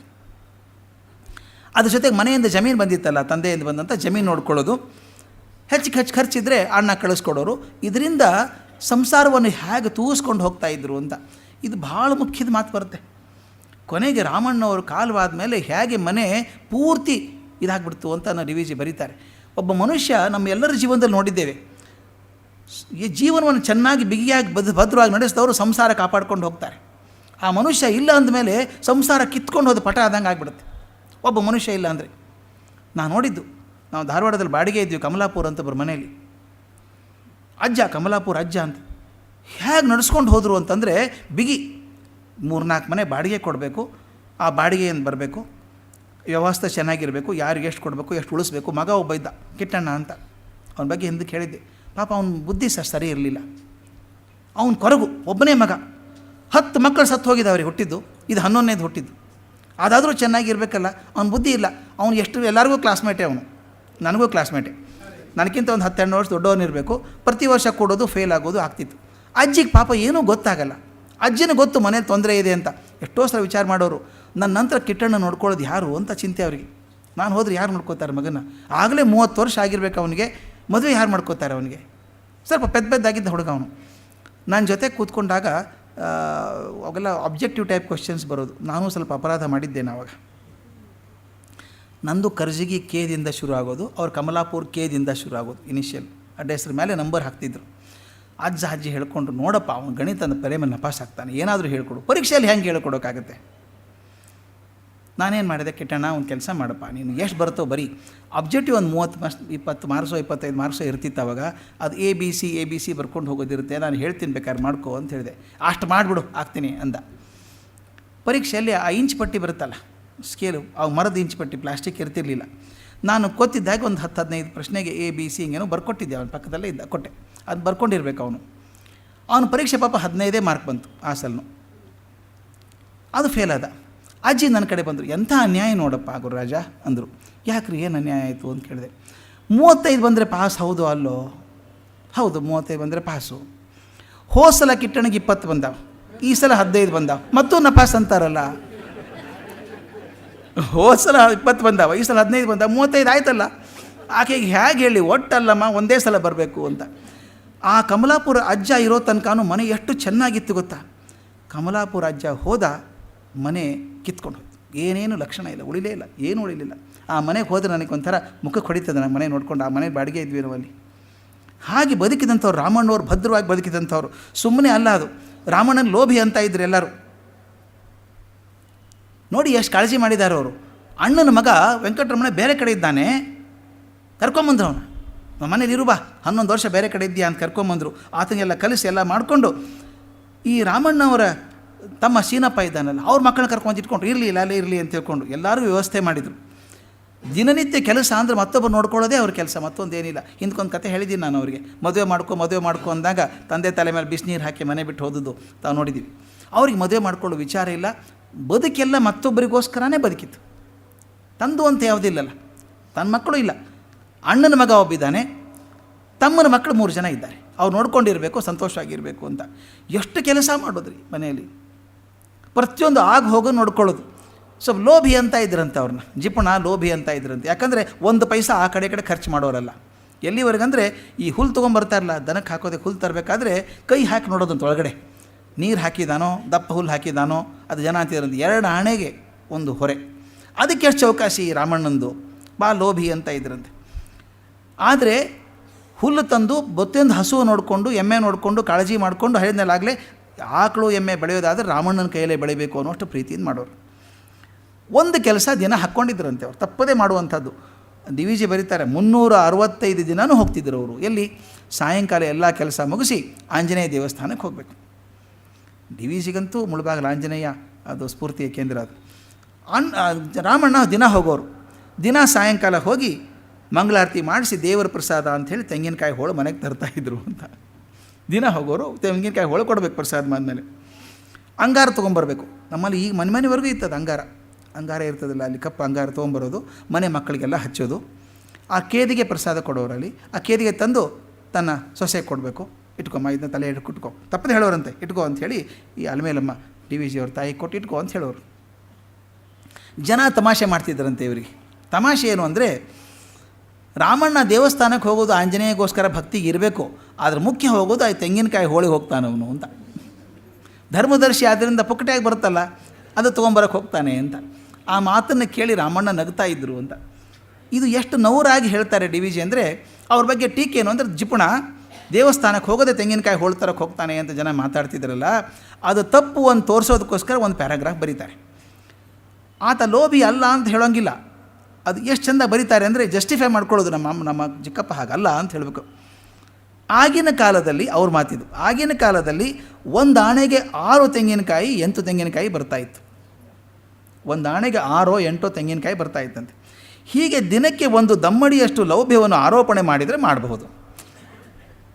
ದಿನಕ್ಕೆ 1 ಆಣೆ ಕೊಟ್ಟರೆ 6 8 ತೆಂಗಿನಕಾಯಿ ಬರೋ ದಿವಸದಲ್ಲಿ 1 ಹೋಳಿಗೋಸ್ಕರ ಹೋಗ್ತಾನೆ ರಾಮಣ್ಣ ಅಂತ ಹೇಳ್ಬೋದು. ಇದ್ರ ಜೊತೆಗೆ ಆಲೋಚಿಸಬೇಕಾದ ಸಂಗತಿ ಇನ್ನೊಂದಿದೆ. ಚಂದ ಹೇಳ್ತಾರೆ, ರಾಮಣ್ಣನವರು ಆಂಜನೇಯ ಮೂರ್ತಿಗೆ ವಜ್ರಾಂಗಿಯನ್ನು ಹೊಲಿಸಿಕೊಟ್ಟಿದ್ದರು. ಅಂದರೆ ಜಿಪುಣ ಅಲ್ಲ ಅಂತ.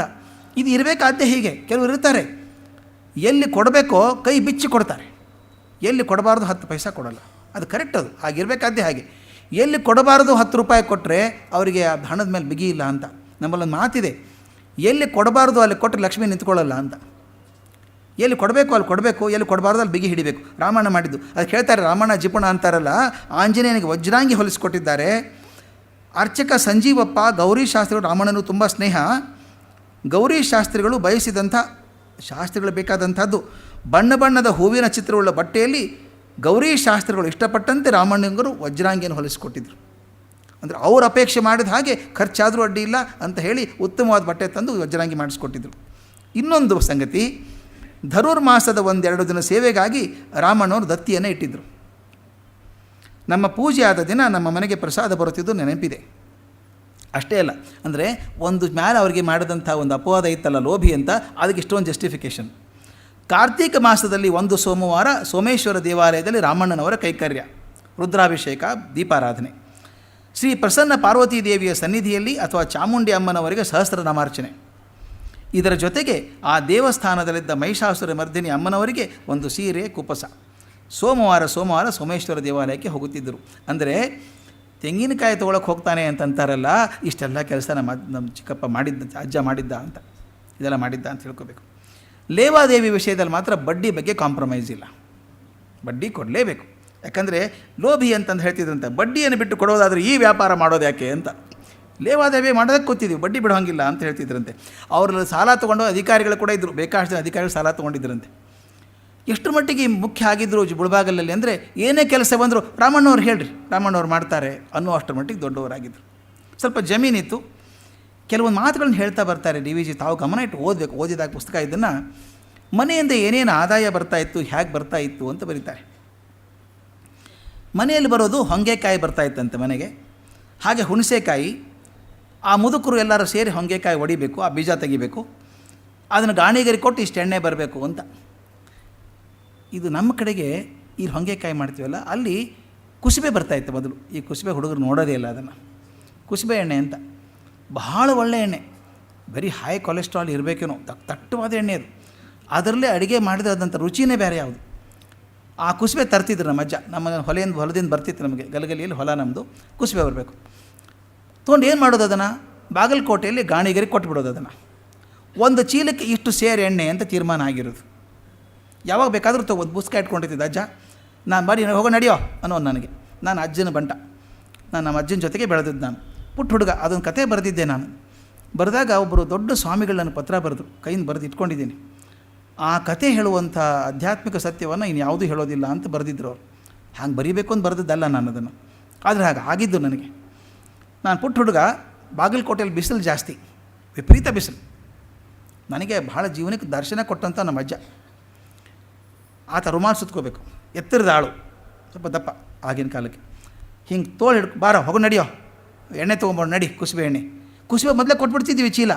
ಹೋಗಿಬಿಟ್ಟು ಎಷ್ಟು ಬೇಕು ಅಂತ 2 ಸೇರು ಅಂದ ತಕ್ಷಣ ಕುಸುಬೆ ಹಾಕಿ ಗಾಣಕ್ಕೆ ತಿರುಗೋದು, ಎತ್ತಿ ತಿರುಗಬೇಕು. ಅವಾಗ ತಿರುಗಿ ಫ್ರೆಶ್ ಎಣ್ಣೆ ಅದು ಆಗ ಸೋಸ್ಕೊಂಡು ತರೋದು, ಮನೆಗೆ ಅಡುಗೆ ಮಾಡ್ಕೋಬೇಕು. ಹೀಗೆ ತರೋಕ್ಕೆ ಹೋದಾಗ ಎಡಗೈಯಲ್ಲಿ ಕ್ಯಾನು, ನಮ್ಮ ಅಜ್ಜನಿಗೆ ಒಂದು ಅಲ್ಯೂಮಿನಿಯಂ ಕ್ಯಾನ್ ಇರೋದು ತೊಗೊಂಬರೋದು ಎಣ್ಣೆ ತರೋದಕ್ಕೆ, ಬಲಗೈಯಲ್ಲಿ ನಾನು.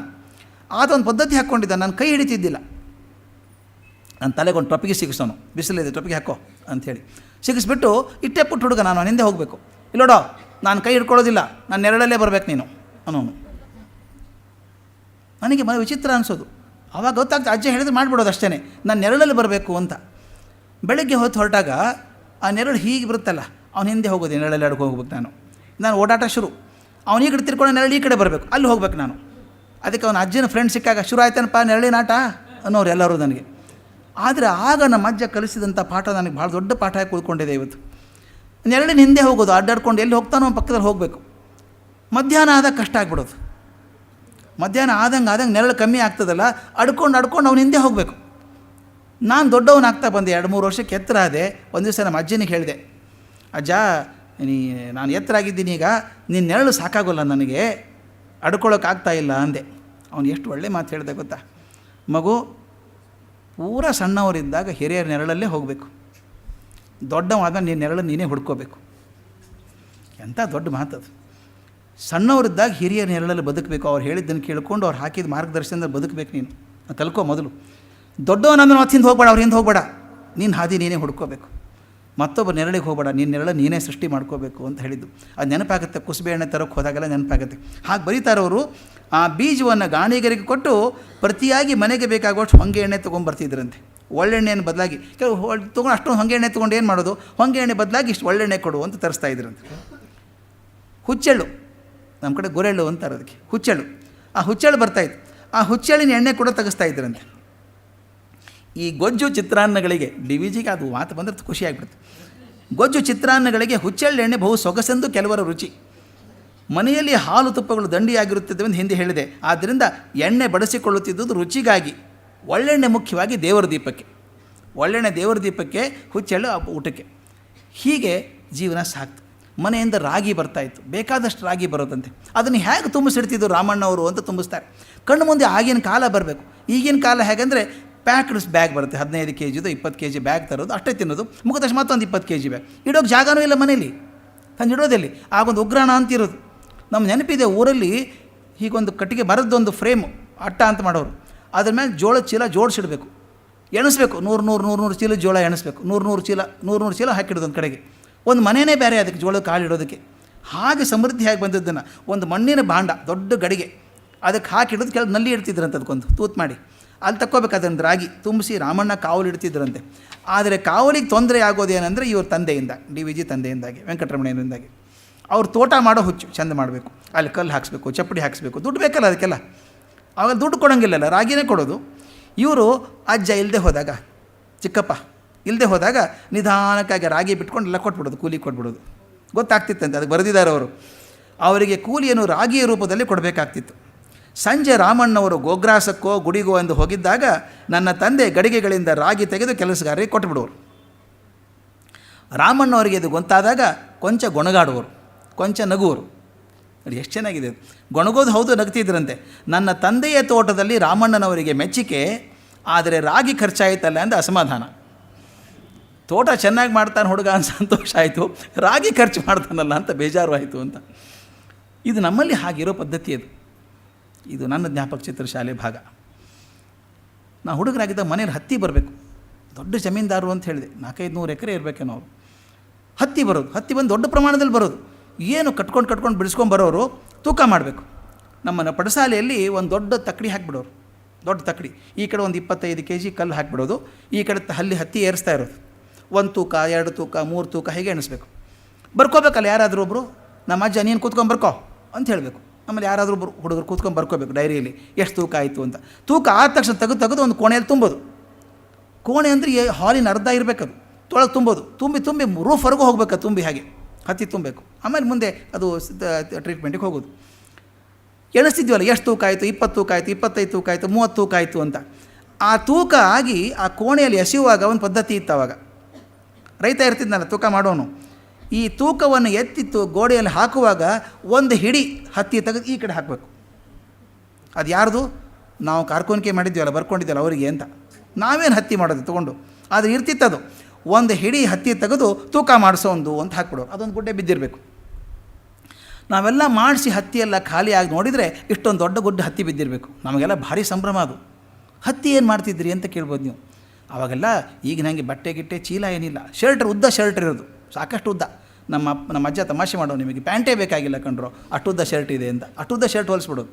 ಎಲ್ಲರಿಗೂ ಯೂನಿಫಾರ್ಮು, ದೇಶಪಾಂಡೆಯವ್ರ ಮನೆ ಮಕ್ಕಳನ್ನು ಗೊತ್ತಾಗ್ಬಿಡೋದು, ಎಲ್ಲರೂ ಒಂದೇ ಥರ ಬಟ್ಟೆ, ಸೈನಿಕರು ಯೂನಿಫಾರ್ಮ್ ಇದ್ದಂಗೆ.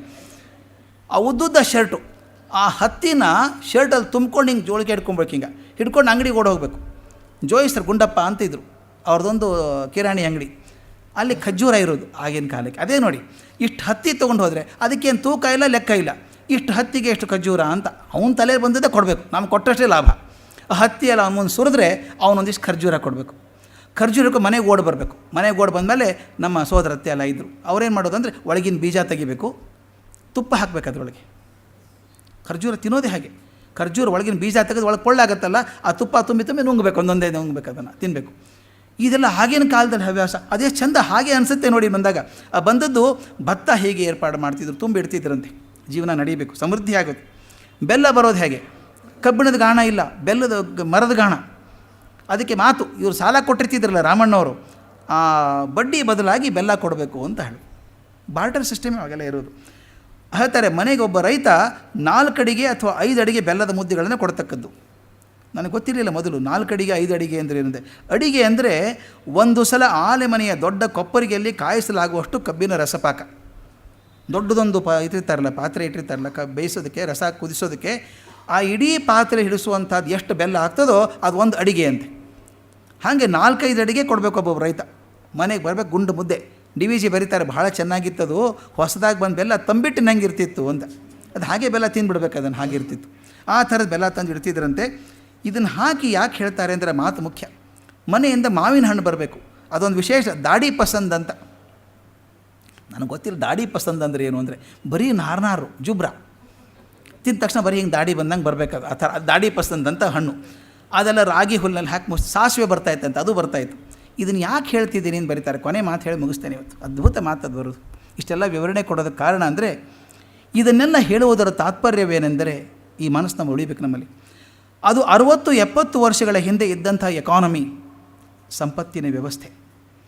ಅರ್ಥಶಾಸ್ತ್ರದಲ್ಲಿ 2 ಯುಗಗಳನ್ನು ಗಮನಿಸಬಹುದು. 2 ಯುಗ ಆಗಿದೆ ಅಂತ. ಒಂದು ಭೂ ವ್ಯವಸಾಯದ ಯುಗ, ಇನ್ನೊಂದು ಯಂತ್ರ ಕಾರ್ಖಾನೆಗಳ ಯುಗ. ನಾವು ಅದನ್ನು ಕಳ್ಕೊಂಡ್ಬಿಟ್ಟಿದ್ದೀವಿ ಅಂತ ಬರೀತಾರೆ.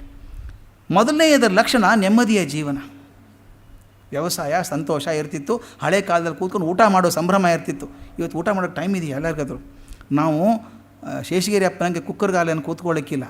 ಸರಿಯಾಗಿ ಕೂತ್ಕೊಂಡು ಊಟ ಮಾಡೋಕ್ಕೆ ಪುರ್ಸತ್ತಿಯಲ್ಲಿ ಸಿಕ್ಕೊಂಡ್ಬಿಡುತ್ತೆ. ಇಲ್ಲಿ ಊಟ ಟೈಮ್ ಆಯಿತು ಅಂತ ಹೇಳ್ಕೊಂಡು ಹೋಗೋದು. ಆಗ ಸಂಪತ್ತಿಗೆ ಜೀವನ ಆಯಿತು. ಮೊದಲನೆಯದರ ಲಕ್ಷಣ ನೆಮ್ಮದಿಯ ಜೀವನ, ಎರಡನೆಯದರ ಲಕ್ಷಣ ಪೋಟಾಪೋಟಿ.